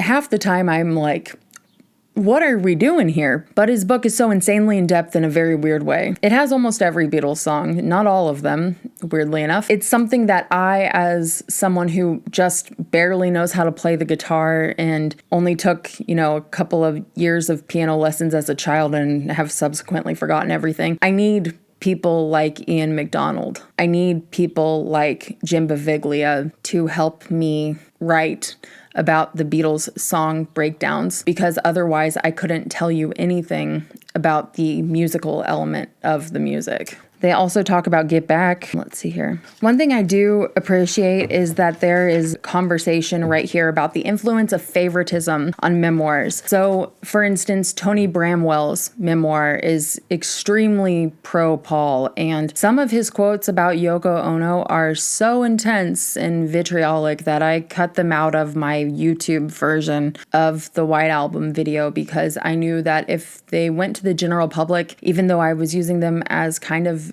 an example of sexism and bias, they would be used in the wrong way, or they could be used in the wrong way. Other things like Pete Shotton is always going to be most biased toward John, as he was his longtime best friend. Geoff Emerick is a book that I use all the time because I get to talk about Beatles production through his books, and he is very pro-Paul. He worked with Paul the most after the Beatles breakup, and he doesn't have a lot to say about George Harrison, and when he does, it's generally negative. Geoff is very Chicken Little. He thinks that the world is falling down the entire time that the Beatles worked together. So everything that I read through Geoff has to be read with a filter. And it is extremely helpful when I'm reading from Geoff and something from All You Need Is Ears by George Martin or Kenneth Womack's 2 volumes on George Martin back up the claims that Geoff is making. Or Mark Lewisohn's Complete Beatles Recording Sessions also back up what Geoff is claiming. When these works support each other, it's easier for me to choose what quotes to use and how to use them. Lambasting Lars. Going into this, I'm about to pull my first line of defense books. So when I'm starting a new project, this is kind of along the lines of like an album deep dive. These are the books I'm going to first. There's like 20 of them or something. And I talk about my methods, why I use these books, etc., etc. But before I do that, I actually read off the Society of Professional Journalists, SPJ's Code of Ethics. These are the basic journalistic tenets. It's long. I read all of them and I wasn't going to, and of course I did because it's freaking me. But I'm putting in the timestamps because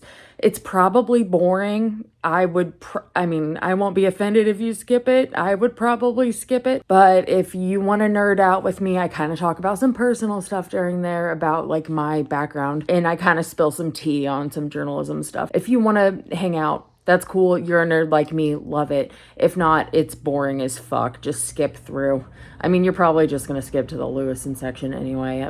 Whatever. Piping hot tea. I'm not offended. It's Epstein, I guess. Fuck. This is SPJ, the Society of Professional Journalists. It's the United States ethical organization for professional journalists. Yeah, I know. Shocker. So basically, okay, listen, that is tiny.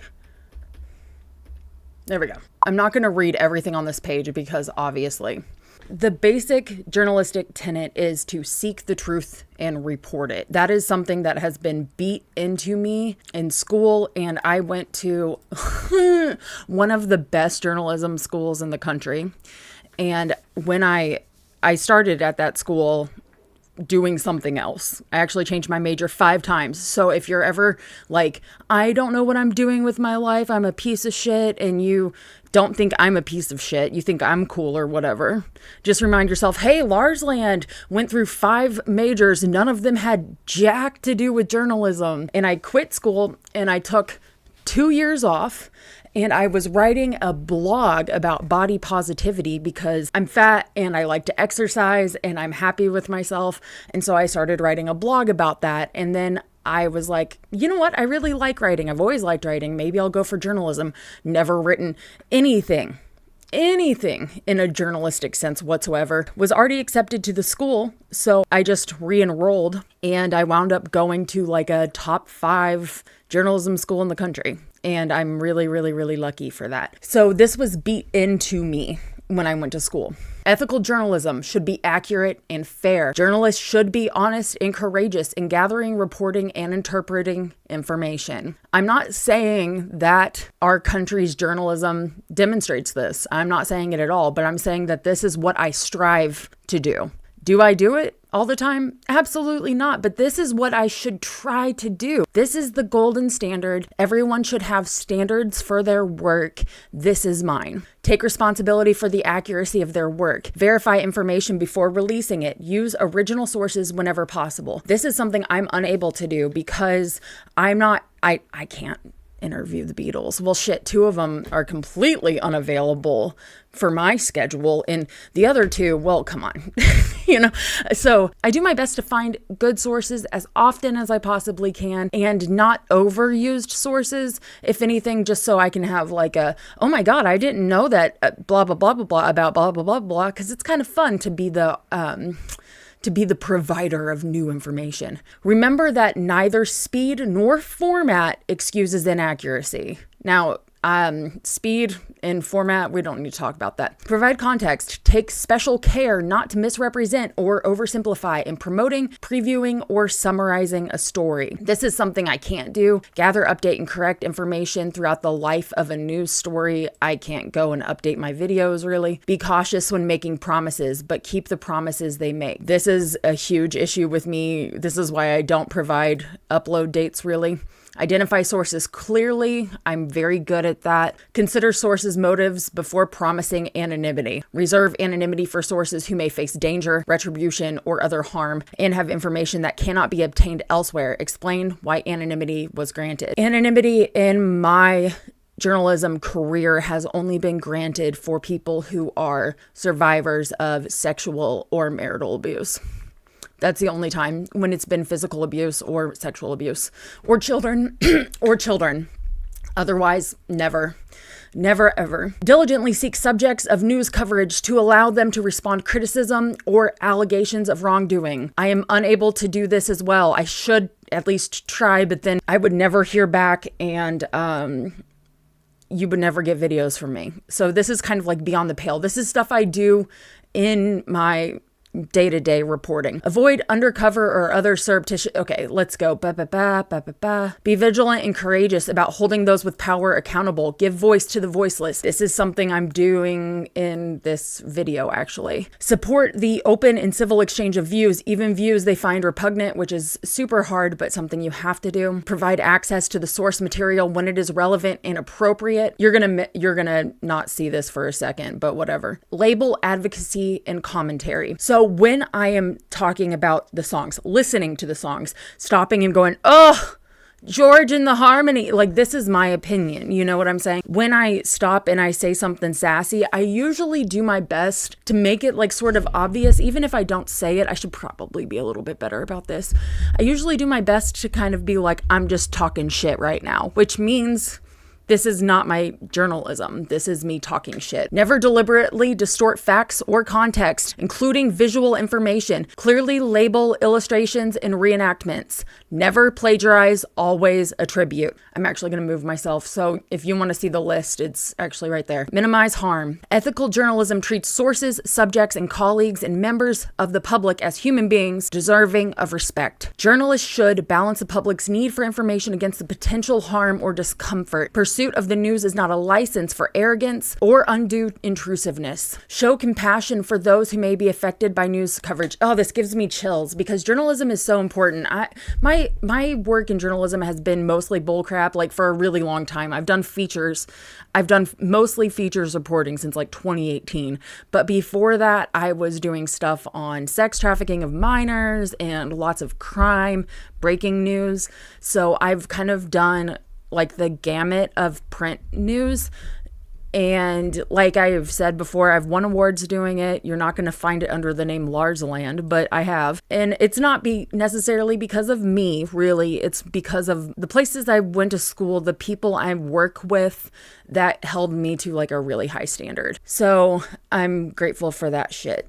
Show compassion for those who may be affected by news coverage. Use heightened sensitivity when dealing with juveniles, victims of sex crimes, and sources or subjects who are inexperienced or unable to give consent. We're talking about like medical inabilities, intellectual disabilities. These are things that won't come up in Beatles coverage. Consider cultural differences in approach and treatment. This is the kind of stuff that was like really on my mind during my concert for Bangladesh video. Recognize that legal access to information differs from an ethical justification to publish or broadcast. Realize that private people have a greater right to control information about themselves than public figures and others who seek power, influence, or attention. Weigh the consequences of publishing or broadcasting personal information.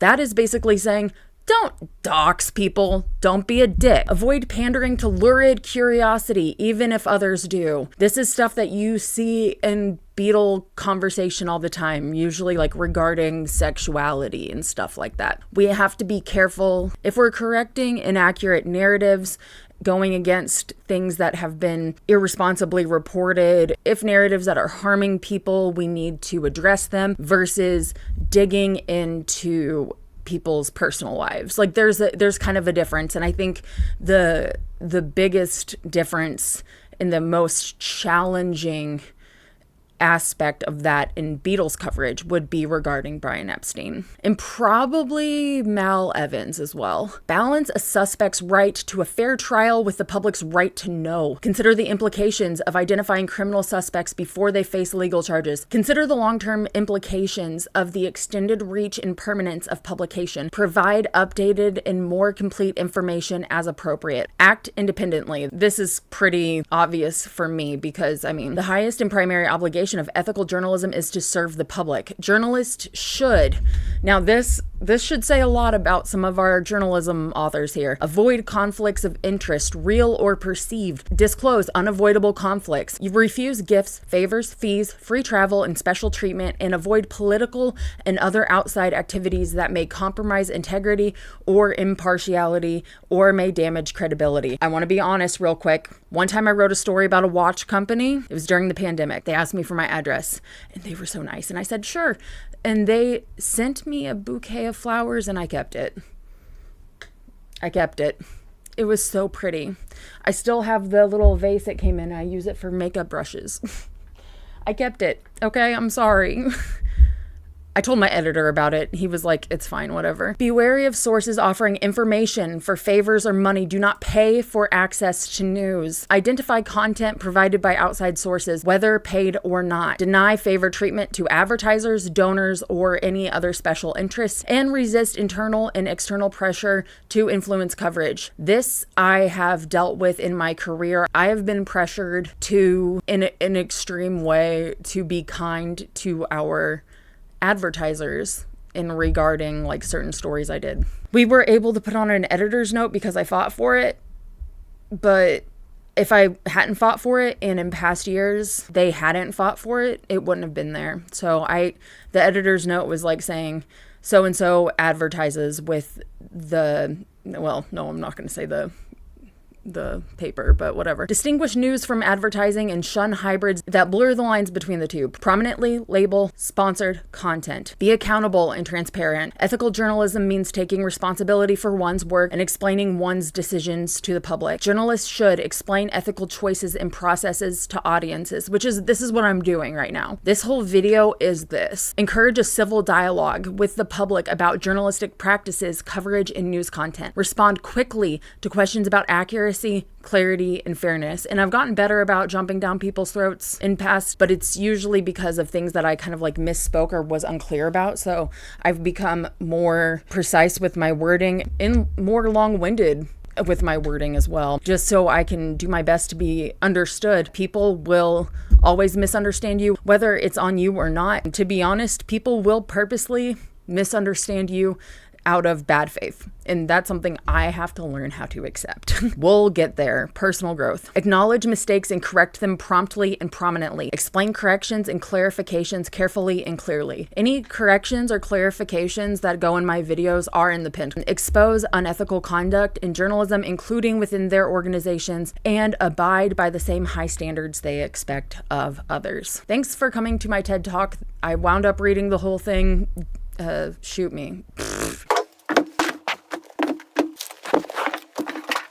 Okay, I think that's it. No, wait, there's a couple more over here. Okay. There are a couple dozen books that when I start on a project, I go through first. I'm just going to do a quick little book tour. So here we've got Kenneth Womack, the first maximum volume, first George Martin book. Lyrics, Paul McCartney. Don't judge my desk. It's always a mess. And we've got the other Kenneth Womack here. Mark Lewisohn as my monitor stand. Right now I've got Beatles and Historian over here. Sometimes I have Beatles books over here, but right now I don't. Did you guys know that I broke my chair? I definitely broke my chair. And we've got quite a few Beatles books just kind of strewn throughout over here. And there's no rhyme or reason. I just kind of grab them and then toss them back. Usually these three, so Paul's, George's, and Ringo's are up top because I grab them a lot. Patty's down there. And then usually I have Anthology right here. That one's just kind of stays on my desk because I'm always grabbing her. George stays up here. Geoff always stays behind the light because then I know how to get to him fast. Al stays behind the light as well. Complete Beatles recording session stays right here because it holds up the light, but also she stays on my desk a lot. And kind of like whatever I need stays over here if I am going through something that, I need the Beatles often. Right now I'll grab it. It doesn't look like a lot, but it adds up. So if I'm going through an album deep dive, I usually will early on go through the complete Beatles recording sessions. This is still marked up from the White Album, but pretty soon it's going to be marked up for Help. And I generally color code what Beatles song is being worked on by the Sgt. Pepper colors just because it's easiest that way. I will go through the Beatles anthology because then I get kind of I'll be albeit whitewashed version, but a version of events from the Beatles themselves. And it is kind of a compilation of John interviews, the ones that generally were found to be most helpful to the narrative. I like to then go through George Martin's book and Geoff Emerick's book. Where are you, buddy? I've beat that book to hell. Here it is.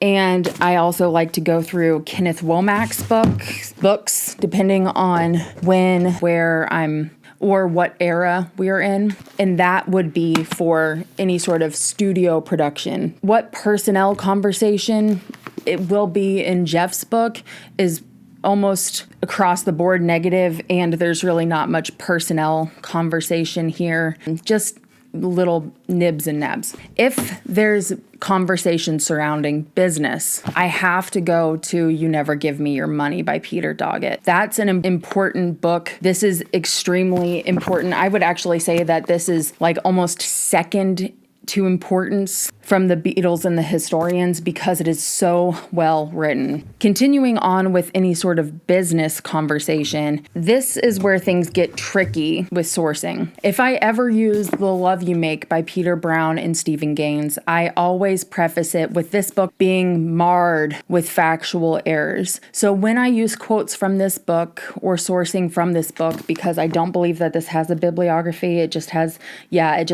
an index at the end, I will use it because all of the other sources I've seen is indicative of what this book has written in it, and this book is just well written. Like, it's beautifully written, so it's fun to read off, but it is so uncredible in so many places and so hated by the surviving Beatles when it came out that it's hard to justify just using it on its own. It has to be supported by at least 3 other sources or else I'm not going to use it. But it is a fun read. Okay. When we are talking about direct books from the Beatles themselves, I Me Mine by George Harrison sparked a huge problem with John because he talks about his contributions to John's songs, saying, I contributed words here, words there. It became a nitpicky thing that John took so much offense to that even though George called John to congratulate him on the release of Double Fantasy, the two never actually reconciled before John's death. But I really like that book.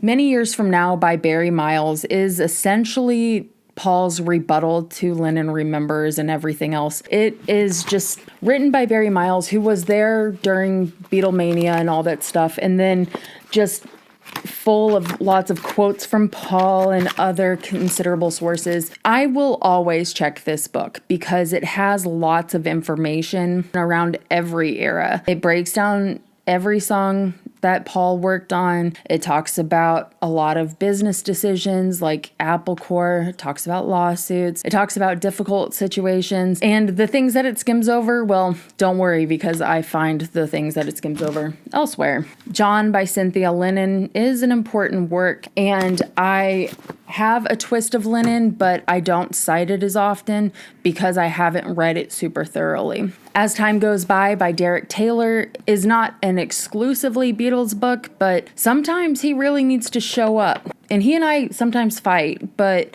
sometimes I really need him.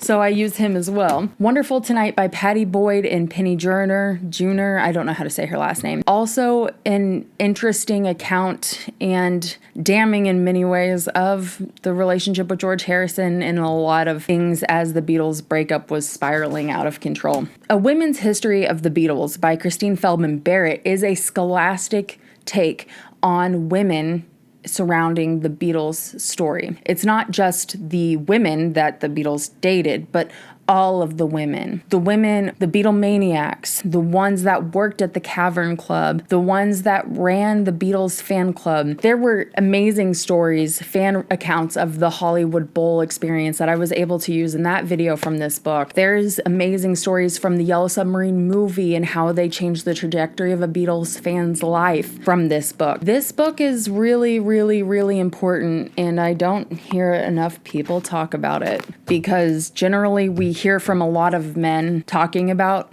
women and girls, but we don't hear from the girls themselves. Ian MacDonald, like I just said, he has an encyclopedic book here, and it's just like stacked stacked. I generally read from my ebook version of this, but I own the physical copy as well. He has breakdowns of current affairs, other songs and influences in this index. It is an incredibly thorough source. So if you're interested in a full-bodied picture of what was going on in the music scene while the Beatles were putting out music, this is a good book. He writes with a thesaurus for sure, like big words, even for me. And I'm a reader, I'm a writer. So, keep your dictionary handy. Tony Bramwell, already talked about him. This was my second ever read book, purchased book. It's Ringo with a Little Help by Michael Seth Starr, no relation to Ringo. He is a TV editor for the New York Post, where he has written about television for the past 20 years. He has authored biographies of Peter Sellers, Art Carney, Joey Bishop, Bobby Darin, Raymond Burr, and Red Fox. Now, I know the New York Post sounds, oh God, but I found this book to be so fair, not sensational really at all, and extremely helpful early on. When I looked for biographies on Ringo Starr, it was these two, Alan Clayson's Ringo Starr, Straight Man or Joker, and I have two other books real quick, but they didn't make it into this pile. Oh shit, wrong book. Hang on, gotta grab a different Beatles book. I have a bunch more over here. These are just the ones that I use all the time. There you are. Okay. This is Ringo Starr, a biography by Amanda Geraldine. It's awful. I mean, I don't know if it was for like a school project or what. It's minimal at best, full of typos and misinformation, but I bought it on Amazon for like $6 because I was desperate for Ringo books. This is the Ringo Starr Encyclopedia by Bill Harry. It's just a reference book, but of course it stops when the book was published, which was in 2004. So anything past 2004 isn't in here. This I don't use a whole lot because it is about Beatles touring in the US. Ticket to Ride by Larry Kane is a really eye-opening account of the Beatles on tour, and it does not do a lot of whitewashing of the drug, sex, and rock and roll. Sometimes it's uncomfortable to read this book, and there are things that I have chosen not to really discuss because I don't know how to discuss them yet. Someday I will, but I'm still not ready to do that responsibly. And so I'm waiting. Larry Kane is a journalist, and he wasn't impressed with the Beatles at the beginning, but once he got to know them, he was like, oh, these are cool kids. And when he went to the Hollywood Bowl, that's when he fell in love with their music too. The Hollywood Bowl video, that really helped me understand. Now, I already told you about Al Brodax. He's not like a regular Beatles source, but I like to, nudge him in when I can. George Harrison, Behind the Locked Door by Graeme Thomson. This is, in my opinion, I try not to say the definitive, but shit. Alan Clayson has a George Harrison biography. I don't have a physical copy of it, but I use it all the time. But Graeme Thomson is a really good author. I have some misgivings about certain things, but he has done the most thorough work on George Harrison. So skip the Philip Norman George Harrison book. Read this one instead. It's definitely worth the read, and it does have a bibliography. Thank God. Here's A Hard Day's Right by Steve Turner. So in situations where I need to know just like the basic story of a song, it's in there. It's just a quick reference book of the stories behind the songs, but it doesn't really break down dates, production notes, anything like that. This is Pete Shotton, Nicholas Schaffner's book, John Lennon in My Life. Pete Shotton, being John Lennon's childhood best friend, tells his story with the Beatles. It is no holds barred, in my opinion. It is, well, I'm sure that there are lots of holds barred, but the stuff he discusses in here is heavy. It's difficult to understand. There are times when he's extremely complimentary of Yoko, and there are times when he is extremely negative or bearing some difficult truths about Yoko. I've learned to respect him more and more the more I read this book. Bob Spitz, The Beatles. I love this book, and I thought that Erin Torkelson-Weber says that he doesn't have a bibliography, but baby, he does. He is universally pretty negative about Yoko.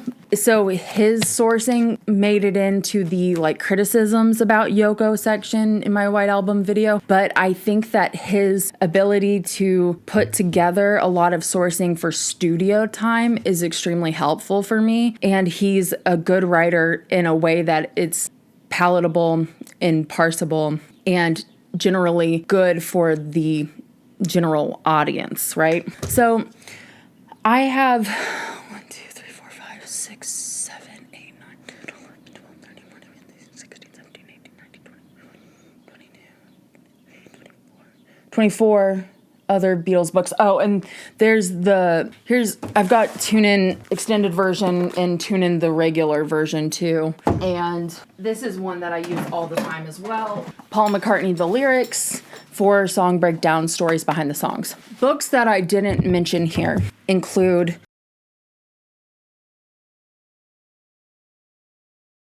Jim Beviglia's Counting Down the Beatles, Their 100 Finest Songs. He is my favorite writer on the Beatles when it comes to explaining the feelings of their songs. When he talks about those top 100 songs that he's ranked, it is with the absolute passion of every Beatles fan that has ever felt anything for Beatles music. He gets it.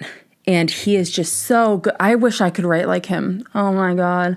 Goals, goals, goals, goals. I love him. He sometimes talks about music theory. Sometimes he just talks about how the song breaks down. Every time I read his stuff, I just wish that I could talk about a song like that. And I just hope someday I'll be able to be as smart as him. Sometimes when I want to write about the song, I'm like, am I just ripping this guy off? So rather than rip this guy off, I just want to read from him. So I read from Jim Beviglia quite often. Other sources that I use are The Beatles Diary Volume 1 by Barry Miles, and that is a general day-by-day compilation of the Beatles. It has their time together, and it has quotes regarding things that were going on at the time, maybe little bits of things that were published in certain publications, interviews, things about songs, etc. The Beatles Off the Record Volume 1 and Volume 2 by Keith Badman are compilation books of interviews and quotes talking about subjects. So Volume 1 is generally before the breakup and Volume 2 is after the breakup. So it's like Volume 1 is kind of dark and like a little spicy, and then Volume 2 is like, but I use both of them all the time. So sometimes I'll pull quotes from Badman that are from Lennon Remembers or the Playboy interviews. And I somehow didn't catch it when I was searching through Playboy and Lennon Remembers, but I will use it. And it's easier for me to find stuff from Ringo there or from George Martin there. Quotes that came in Enemy magazine or Disc Music Echo or Melody Maker that I didn't, or EMI, I didn't catch those. The Record Mirror, things that I somehow missed when I was working on whatever project. Those are books that I use all the time. I also go through the Beatles Anthology documentary the most. I do try to check out some current day interviews, but Jesus Christ, it is so hard because there are so many. I am just one person with a limited amount of time to try to get stuff out to you guys. And if you want more interviews, more video elements that you would expect from someone like me, generally that's going to be something you have to get your gold passport for, patreon.com/Larsland, because of Content Daddy.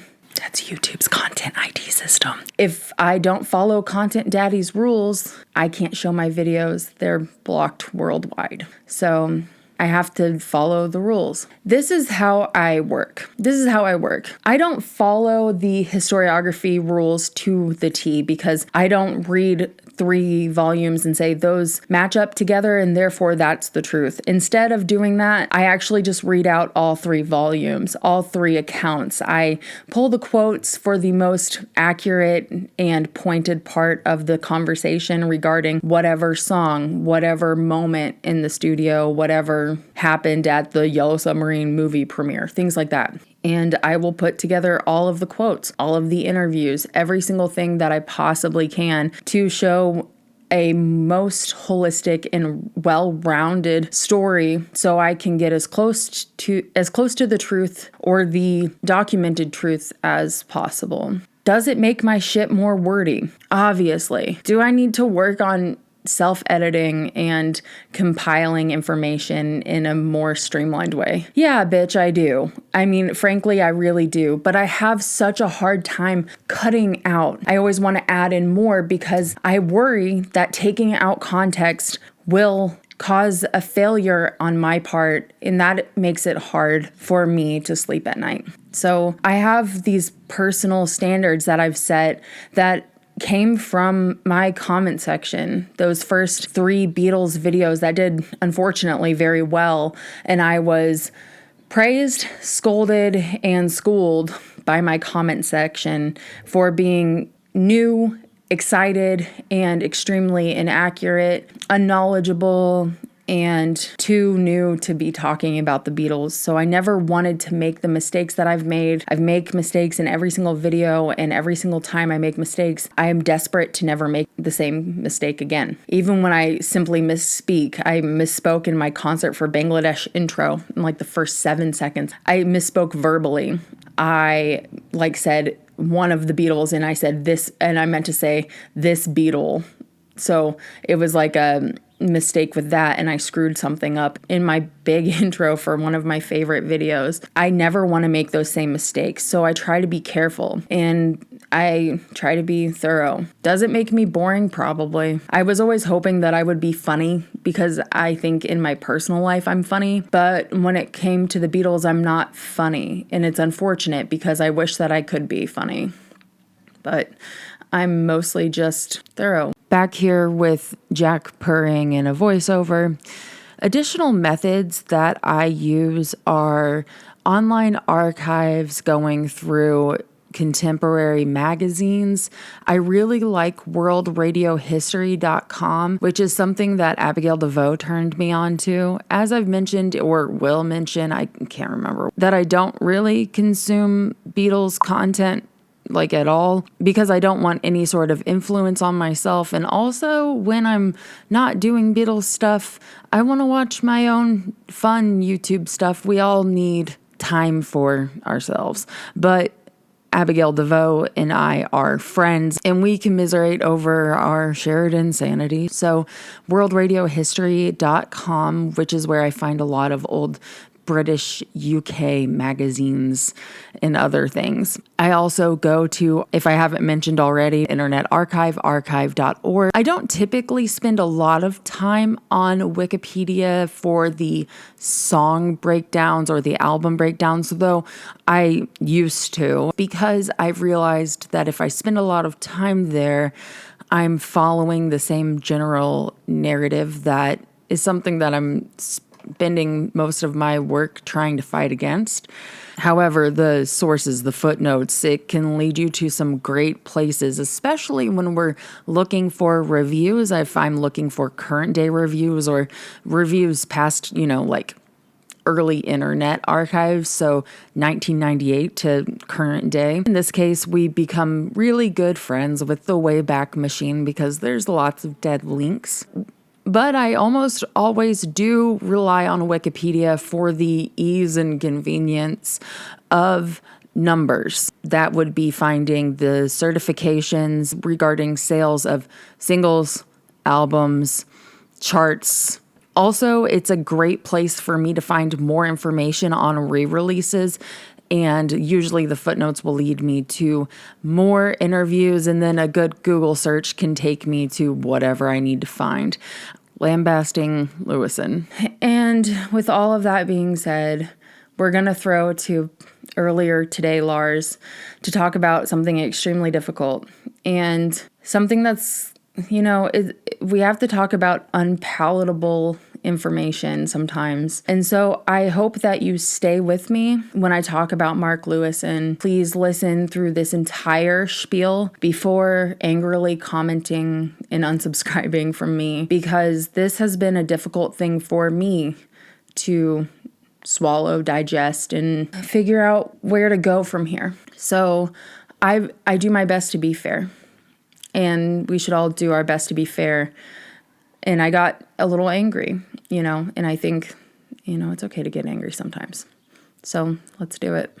I am going to be reading from therealtammyshow.com, which is a blog run by Serene Sargent. I don't know the background of Serene Sargent or her collaborator, Sharon Dubowski, but I don't think it matters if someone shows their work like this. So I'm going to read this little note here. This sets us up into what I'm about to start talking about, and then we'll get into it. So once again, this is from Serene Sargent. On January 3rd, 2023, I posted my essay, A Beatle Didn't Say That. And on January 15th, Sharon Dubowski contacted me. She immediately began plowing through sources and recording her findings on an ever-expanding tune-in error spreadsheet. As of May 11th, 2024, she had checked a total of 544 citations and recorded 212 major errors. So I'm just filming this right now at, 4:38 a.m. because I'm going to film this whole thing later, but I got to this part in the script and I got nervous. And I just thought, if I film it now, then I'll just do it. We need to talk about Mark Lewisohn.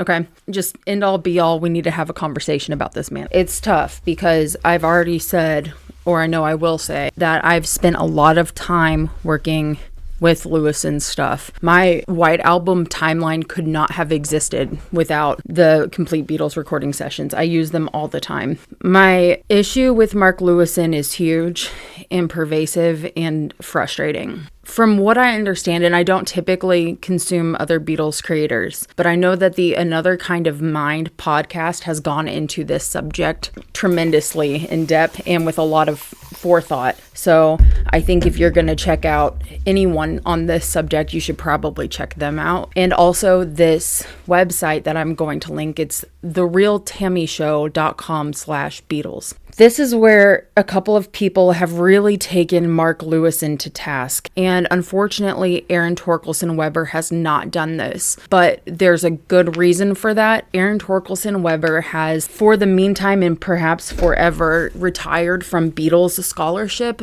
due to, unfortunately, the medical issues of one of her children. So if you're like a thoughts and prayers kind of person, please send Erin and her children some peace and love, because she is such an invaluable asset. I'm sure she's a wonderful, lovely mother, and we always should put family and loved ones first. Erin does talk about TuneIn, okay? It's in there. Erin's coverage of TuneIn is extremely positive. It stands to reason because Lewisohn's reference books are, I would say, almost second to none. I mean, decades of work and cross-references, interviews, ability to check the Apple archives went into the complete Beatles Chronicle and the Beatles recording sessions. Mark Lewisohn is not a trained historian. He is not a Beatles scholar. He is like me. He's a Beatles fan and writer who, not like me, very lucky and did a lot of hard work. Started writing for the Beatles, then worked for the McCartneys for a while. He wrote the liner notes on some albums and such in the 90s, and eventually he fell out of favor with George Harrison and no longer has access to the Apple archives. The details behind that are, we only know like part of Mark's side. I don't remember what he called George Harrison, but he called him like a fucker or an asshole or something on a podcast, like just out there. I mean, I think George Harrison was hard to work with, so I understand that. But he has done a lot of great things, but calling him the preeminent Beatles scholar, calling him the definitive Beatles narrative, these are dangerous, dangerous grounds upon which to tread when TuneIn stops at, hang on, what year does TuneIn stop at? This is my first copy of TuneIn, and I've got the extended version. So TuneIn stops at the end of 1962. His most quoted, most talked about work is TuneIn Extended Version Volume 1, right? It stops 8 years before the Beatles truly break up, and it misses a lot of stuff, because of that. And he's said recently, just a couple months ago, that he's still not sure when Volume 2 is coming out. He said that on Blue Sky. I'll put it up on screen. So I wouldn't hold your breath that Volume 2 is coming soon. It's not coming soon, according to Mark Lewisohn himself. I owe this man a lot, but he's not the Beatles. Okay, so shockingly, I've had more audio issues, so I'm back refilming this. So unfortunately, I don't know how angry I'm going to get the way that I got super angry before. But the folks at Another Kind of Mind podcast started looking into Mark Lewisohn's work because they found things that they thought, oh, that's interesting, or oh, these new claims, those are really interesting. So they started looking into footnotes and trying to find the source material behind certain interviews and behind certain quotes. And there was one in particular that was so egregious that kind of they started this work, and then other people kind of picked up where it's from. It has been an extremely earth-shattering and, in some ways, almost devastating blow to some of the things that, you thought you could trust. So I don't want to pussyfoot around it. Mark Lewisohn is lying to you. Mark Lewisohn is lying to all of us. I don't need to talk anymore. Okay. This is from A Beatle Didn't Say That. Lewisohn's lab created quotes. One of the things about this book that is a strength is it's not me saying anything. It's them or other people. I shape the text. I plot where it goes. I weave it. But the quotes are theirs. And so when I've got Paul McCartney behaving in some way, readers might think, whatever, oh dear, it's actually him saying it. So you end up thinking that to his own credit, he said that. It's not me saying it.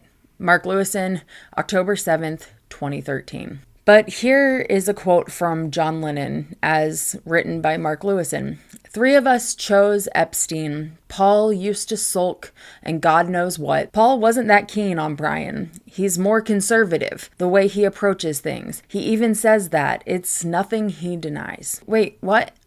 Are you saying that Paul didn't want Brian? I'm confused. What do you mean Paul didn't want Brian Epstein as a manager? This is the first time I'm hearing of this. This is the first time I'm seeing this anywhere. So when you look further into the footnotes, you find that there are 3 footnotes, 3 separate quotes cobbled together. And before I read through the A Beatle Didn't Say That, let's break down precisely what those 3 quotes are. 2 sentences, the first and the third, are from Lennon Remembers, Jan Winter's interview. And one in the middle is from a Lisa Robinson interview. So that original quote is talking about Alan Klein. The full quote says, "It's John, George, and Ringo as individuals. We're not even communicating with or making plans about Paul. We're just reacting to everything he does. It's a simple fact that he can't have his own way, so he's causing chaos. I don't care what you think of Klein. Call Klein something else. Call him Epstein for now. And just consider the fact that the 3 of us chose Epstein. Paul was the same with Brian in the beginning, if you must know. He used to sulk and God knows what. Wouldn't turn up for dates or the bookings." So Serene goes on to say something extremely poignant. If this is your first time encountering that quote, you might need a moment to process the betrayal because you read it right. John Lennon is talking about Alan Klein, not Brian Epstein. There is one part of this quote where John is talking about Brian, but that is the part that Lewisohn surgically removed. And incidentally, the part that precludes Lewisohn from pleading gross incompetence. He cannot say that he somehow missed the fact that John was talking about Alan Klein and not Brian Epstein. He cannot say that he did not mean to deceive us. He cannot say that he misunderstood because he had to cut the words from Paul's former bandmate and best friend, making that clear, and then stitch everything back together in order to conceal it from us. And then from later on in that interview, it says He used to sulk and God knows what, wouldn't turn up for the dates or the bookings. Urine goes on to say, I do find it mildly interesting that Lewisohn left off wouldn't turn up for the dates or the bookings, as that would seem to strengthen his case. Although, as intimately familiar with the Beatles' dates and bookings as Mark Lewisohn must be, he would immediately know that with the exception of Birkenhead the following February, this statement is provably untrue. Just another John off-the-cuff statement, spoken in anger and without thought, more feeling than fact. And being that this objective and disprovable part of the statement isn't true, it would tend to discredit the rest. And this is from an interview with Lisa Robinson from 1975. So she asks, I'd like to clear up one of those myths about Brian Epstein packaging the Beatles. How true is that? I'm not going to read this whole thing. Here's the quote about them getting together. You want to manage us? Okay, we'll let you. We'll allow you to. We weren't picked up off the street. We allowed him to take us. Paul wasn't that keen, but he's more conservative the way he approaches things. He even says that. It's nothing he denies. So these are two different interviews, 5 years apart, talking about two different subjects. Really. And Lewisohn cobbled them together to say that 3 Beatles wanted to work with Brian Epstein and the 4th was Paul, who didn't. This is a huge misdirection. Now, this quote we're going to break down in just a minute exactly how broken apart it is. Let's get this clear. This is extremely fucked up. A lot of people for a long time have put a lot of trust in Mark Lewisohn's footnotes, or at least in the fact of those footnotes, because once you dig through them for any length of time, you quickly discover that Mark Lewisohn's footnotes hold secrets that would get him expelled from any undergraduate program. They reveal a history contrived through a mass of Franken quotes, a la carte creations Lewisohn rephrased, paraphrases, and worse. For some parts of the narrative, things aren't too bad, while in others, monsters lurk around every corner. But this is not the sort of thing that's graded on a curve, and it is past time to have a conversation about what standards should be accepted in Beatles scholarship. This is from Reddit, but it's an interesting quote, just a take on r/Beatles. Lewisohn lists his sources unlike most others, and his footnotes alone are more insightful than some others' writers' books. Serene Sargent says, I do not judge footnotes based on their insightfulness, nor do I want to single out a Redditor, but I grabbed the comment because it's an opinion that is widely shared and even accepted as canon, at least by people who have not combed through those freakish footnotes. And while the pages of piled up sources do look fearsome en masse, a closer inspection reveals an offense to the truth, a threat to the record, a blight on Beatles historiography. So why are we so mad? First, what are quotes? And why are quotes? Quotes are the soul and center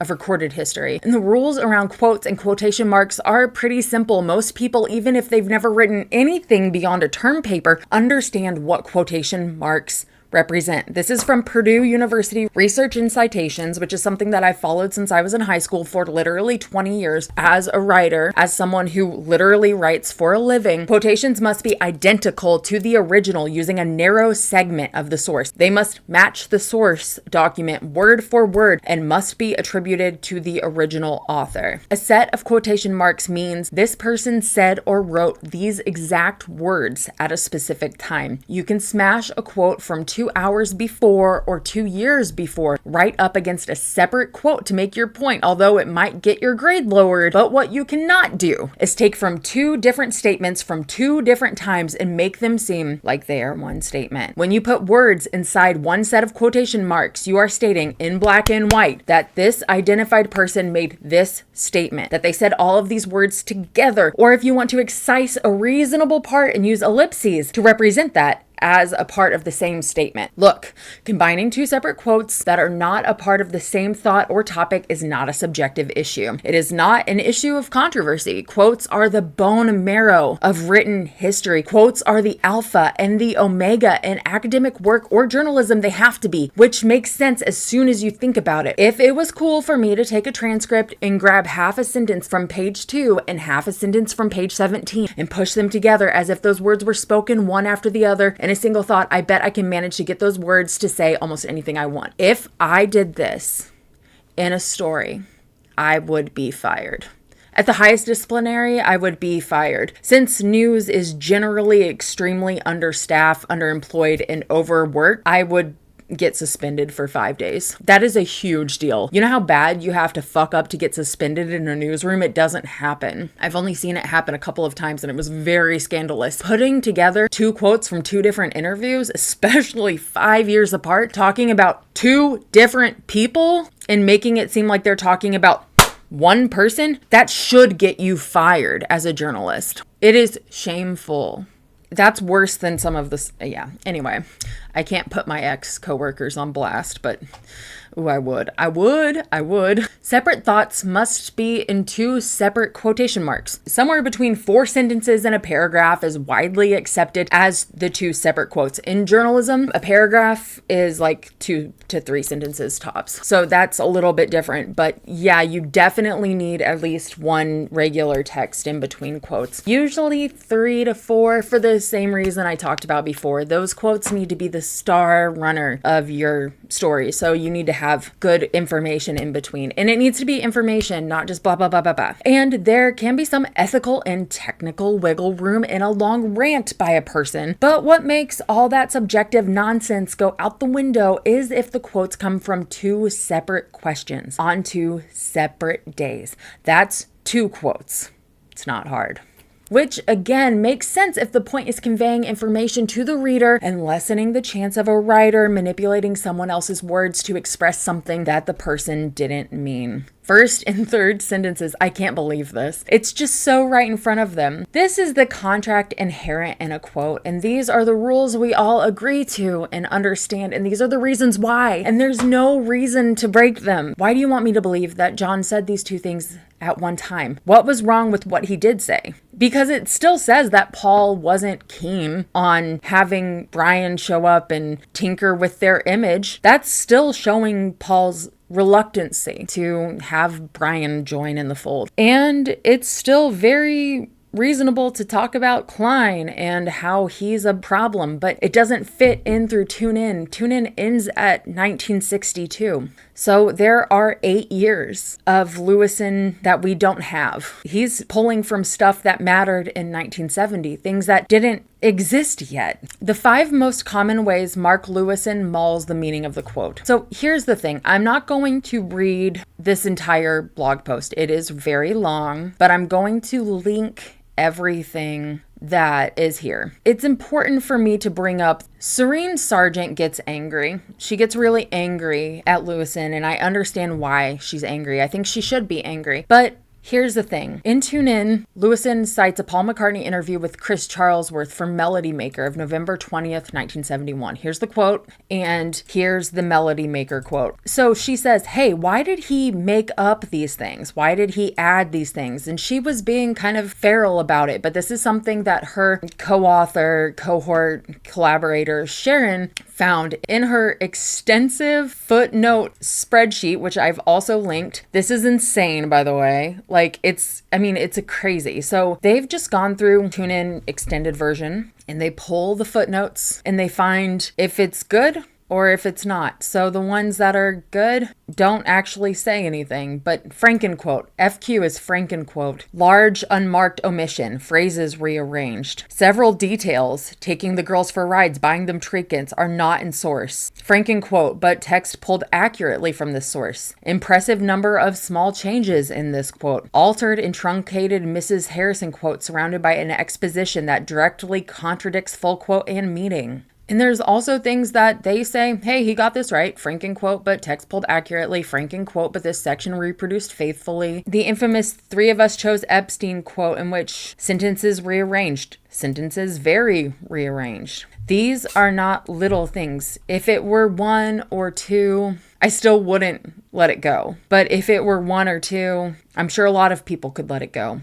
But this is a lot more than 1 or 2, and these are just the ones that they've pulled so far. They're not done doing this. This is something that they've done in their free time. They have real big kid jobs. They've invited anyone willing to start looking for themselves because these are just randomly pulled footnotes that they've decided. They pull a footnote, and they start checking it, they've pulled them willy-nilly and find these. This is a pattern. This is not the exception. It is the rule for Lewisohn's work. This is very concerning. So when we're talking about this here, where she pulls this quote and gets mad at Lewisohn for basically fabricating information. If you go look in the comments, people who definitely support Lewisohn wind up finding these interviews from a Sounds magazine interview. It has the correct quote there. This commenter, Randolph Hooks, says, there are more similarities, so what is happening here? Did Paul give one interview to multiple reporters who then edited his word? Did he repeat himself in two separate interviews? Which is accurate? Is this website accurate? Does Lewisohn have access to tapes or notes that we don't have? Does this plant any seeds of doubt in your mind? And the biggest question is, why am I doing the research you should have done before writing this? I understand,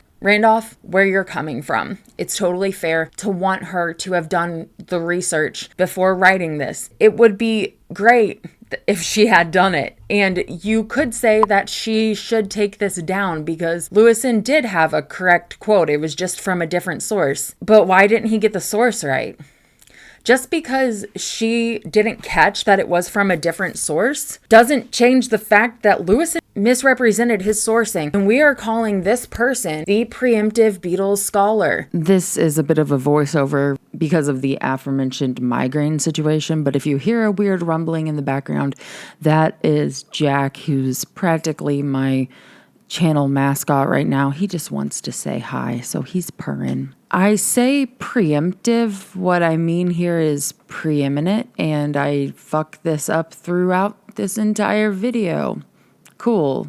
We are supposed to trust him. We are supposed to trust him implicitly in 2025 as the preemptive Beatles scholar. People in my comment section are eagerly awaiting Tune In Volume 2. People are excited. They joke about, oh, a Lars Land video will tide me over until the next Lewisohn installment. Baby, we should... It's not okay. This isn't okay. So yeah, Serene got pumped, but it doesn't change everything else. So I wanted to mention that before I get some comment about her making mistakes too. Was she as thorough as she should have been? No, I would have done it. You know I would have done it, right? But the point stands, he misrepresented the source. The burden of proof, the responsibility lies on him first. And her fact checking stood clear that it wasn't the right source. But it's a good thing that they found the proper quote, okay? So it's good that it wasn't just fabricated. And I'm glad to hear that. If these things are fabricated, how often is Lewisohn misrepresenting sources, pulling from incorrect interviews? How many times are we expected to find the proper interview and where it originally came from? Why isn't he doing that? He's the one who's taking decades to write this. It's his job. We're supposed to be able to trust what we're reading. That's how trusted historiography goes. The preemptive Beatles scholar should be writing stuff that we can trust.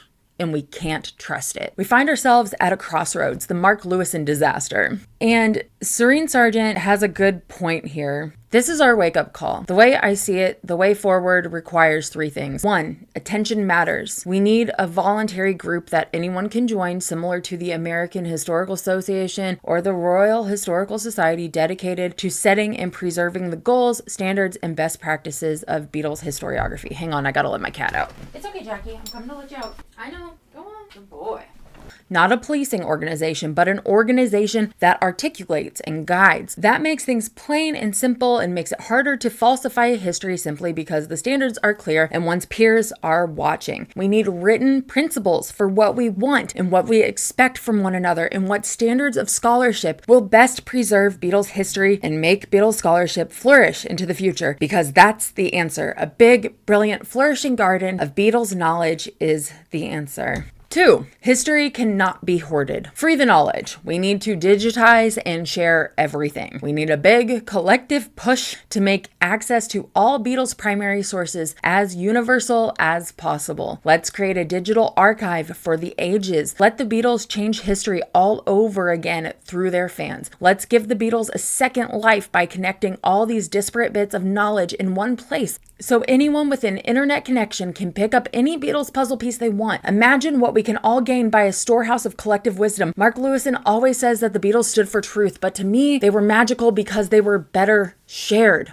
The Beatles connected people, and that's been fundamental to them from the start. Moreover, this historical disaster could not have happened if sources had not been hoarded, and there's just no reason for it. Beatles fans and collectors are not selfish people, and you can keep your special things and share them at the same time. Let everyone learn from them and get joy from them. There are so many Beatles books and so few digitized. Books are better shared. Documents are better shared. Ticket stubs are better shared. Share it all. Hiding your treasures from the world robs them of powers yet unknown and makes us all poorer. We should have a zero tolerance policy for the hoarding of knowledge. It's grotesque. Knowledge monopolized is knowledge doomed to perish.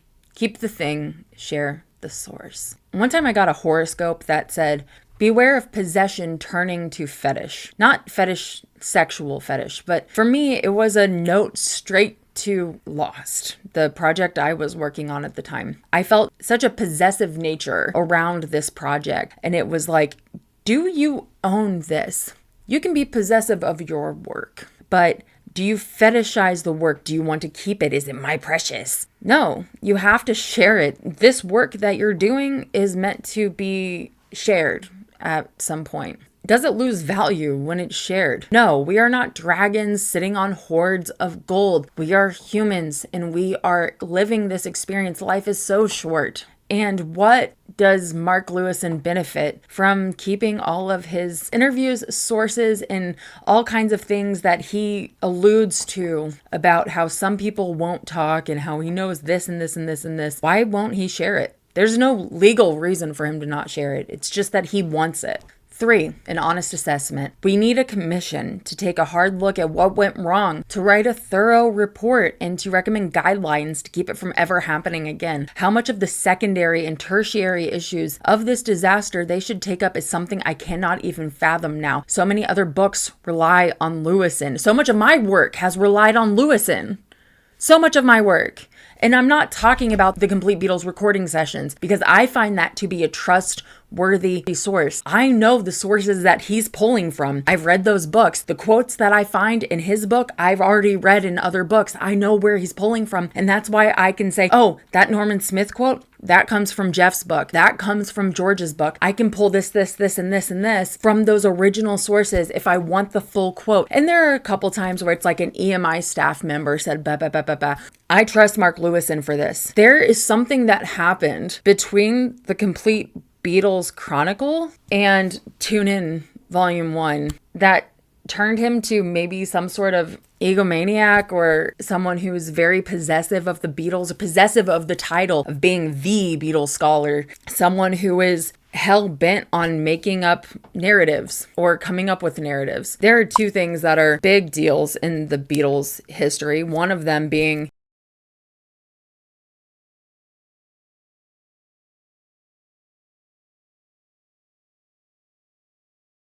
a commission. This seems excessive.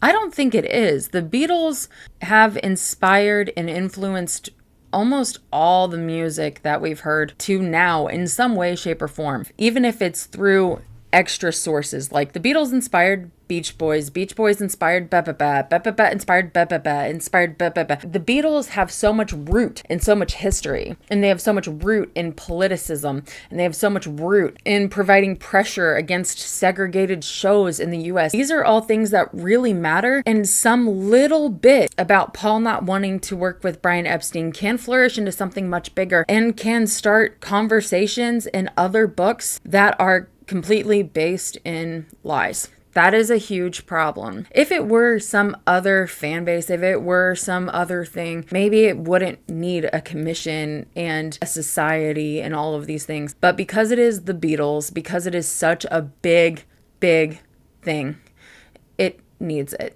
Will it get it? No. This won't happen. It should, but it won't happen. Ideally, this would happen. But, you know, generally, I'm going to say this. I'm a tiny YouTuber with 4,000 subs. A few people are going to yell at me for it. A few people are going to say, wow, I didn't know that. And a bunch of people are going to say, I've been listening to that podcast. I already know this. Where have you been? I'm going to say, man, I've known about this for months, but I was too afraid to talk about it, which says a lot about my integrity and how much I lack it because of my own personal fears. The reality is that these things matter. It is infuriating to me. And it is devastating to me. Finding this out, realizing this during the Yellow Submarine movie video was like earth-shattering for me. Realizing, oh my God, I've been quoting this guy. Should I trust this guy? And should I trust all the people that trust this guy? Erin Torkelson-Weber really trusts this guy. Flouts and praises him. What am I supposed to do with this information? And Erin Torkelson-Weber has retired. On her website, she said that she's fallen far behind on correspondence. She's not sure that she's ever going to answer emails or get back to anybody. She doesn't know about this. And I think if she did, she would be furious, probably mortified, and probably very concerned about what to do to address this situation. But since Torkelson-Weber has more important things in her personal life to deal with, it's on us to not appease the common Beatle fan narrative that Mark Lewisohn is someone to ultimately trust and believe. I mean, Mark Lewisohn is a wonderful chronicler. The reality is that Mark Lewisohn had access to all of the Apple archives and no longer does, because he has pissed off somebody, and maybe many people, many somebodies in Camp Beatle. His strongest cheerleader, Neil Aspinall, died. So he kind of lost his biggest supporter there. I think we should call it into question. Should we lay all of our trust in someone who has an in with the Beatles? Probably not. I mean, that means that that person is beholden to write something that makes the Beatles happy, lest they get kicked out from the Apple archives. But it does show that this man had been skating on thin ice for such a long time, and now he no longer has access to a lot of the stuff that he did beforehand, or that's what some people think. Who knows if he has his own copies? I have no idea. These are things that have been on my mind for a really long time, and I never ever planned on sharing them. I didn't know what to do with it. I knew that I had the responsibility, but I didn't know if I could do it the right way. And I thought, well, shit, not doing it is doing it the wrong way.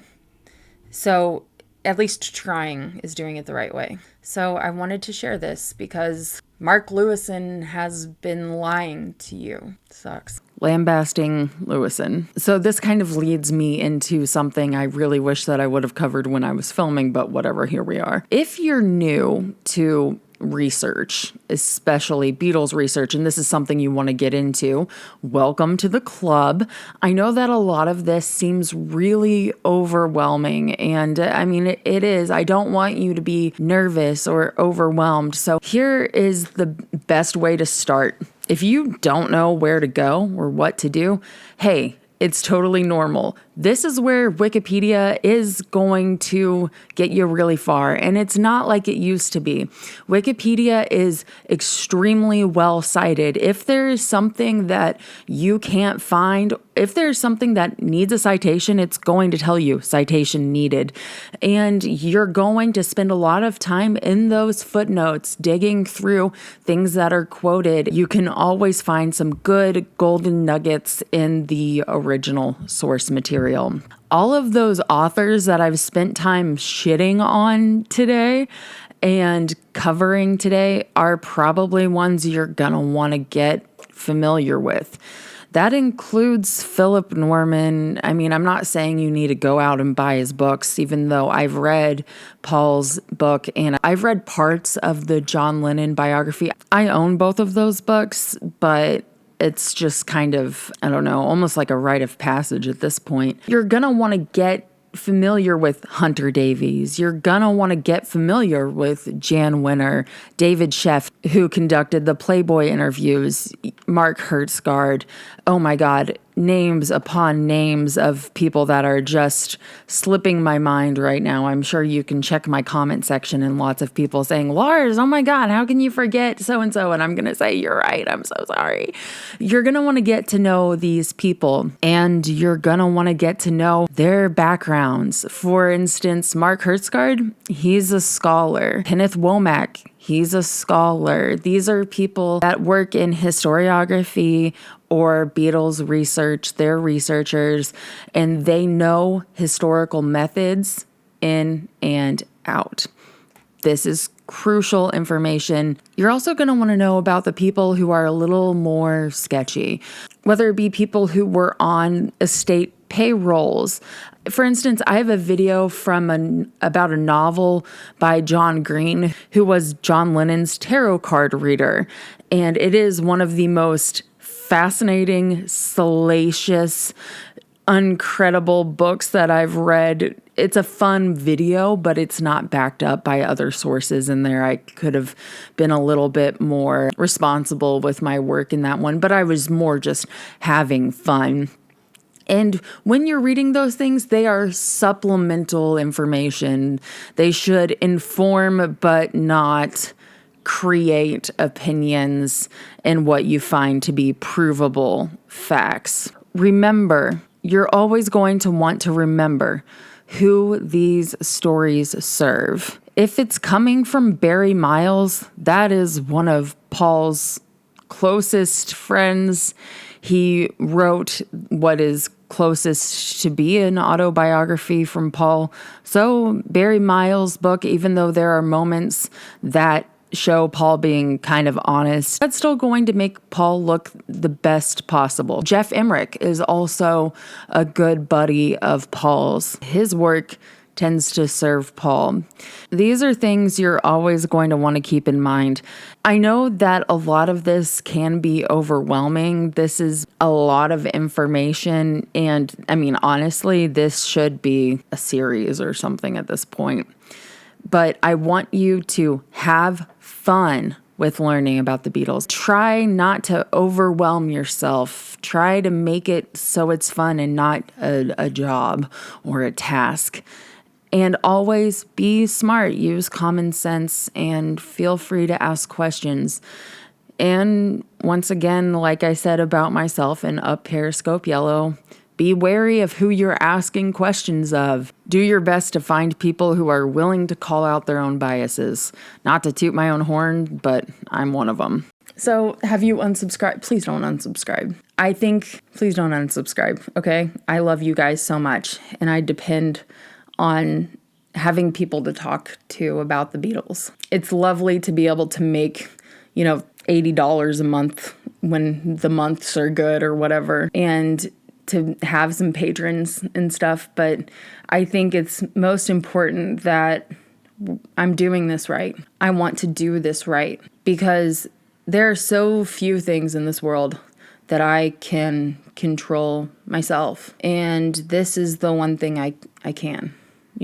It was so easy to do a 7-hour video on Lost. I mean, it took a long time. There's 118 episodes at 40 minutes apiece. And I watched that show 6 times front to back, made copious notes. And I could do it from my own eyes. And I could interpret what I saw, what I felt, what they said myself. I could take the human element out of it myself. And I don't have that luxury here. I can listen to the Beatles music, I can listen to the interviews, but I don't get that same luxury of being able to see it myself. I have to rely on books, on books, on books, on books, and I have to just hope with all hope that I'm doing it right and that I'm doing the truth justice, because at the end of the day, that's really all that matters to me. So this is how the Beatles scholars have been lying to you, and this is how I'm trying to fix it. With all that being said, please like, subscribe, comment if you're nasty. Consider supporting me on Patreon, patreon.com/Larsland, where we get to have all the music, all the interviews, and a lot of extra fun stuff.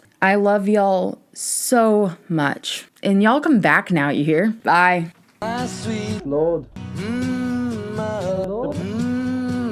Lord. But it takes so long, my Lord. My sweet Lord.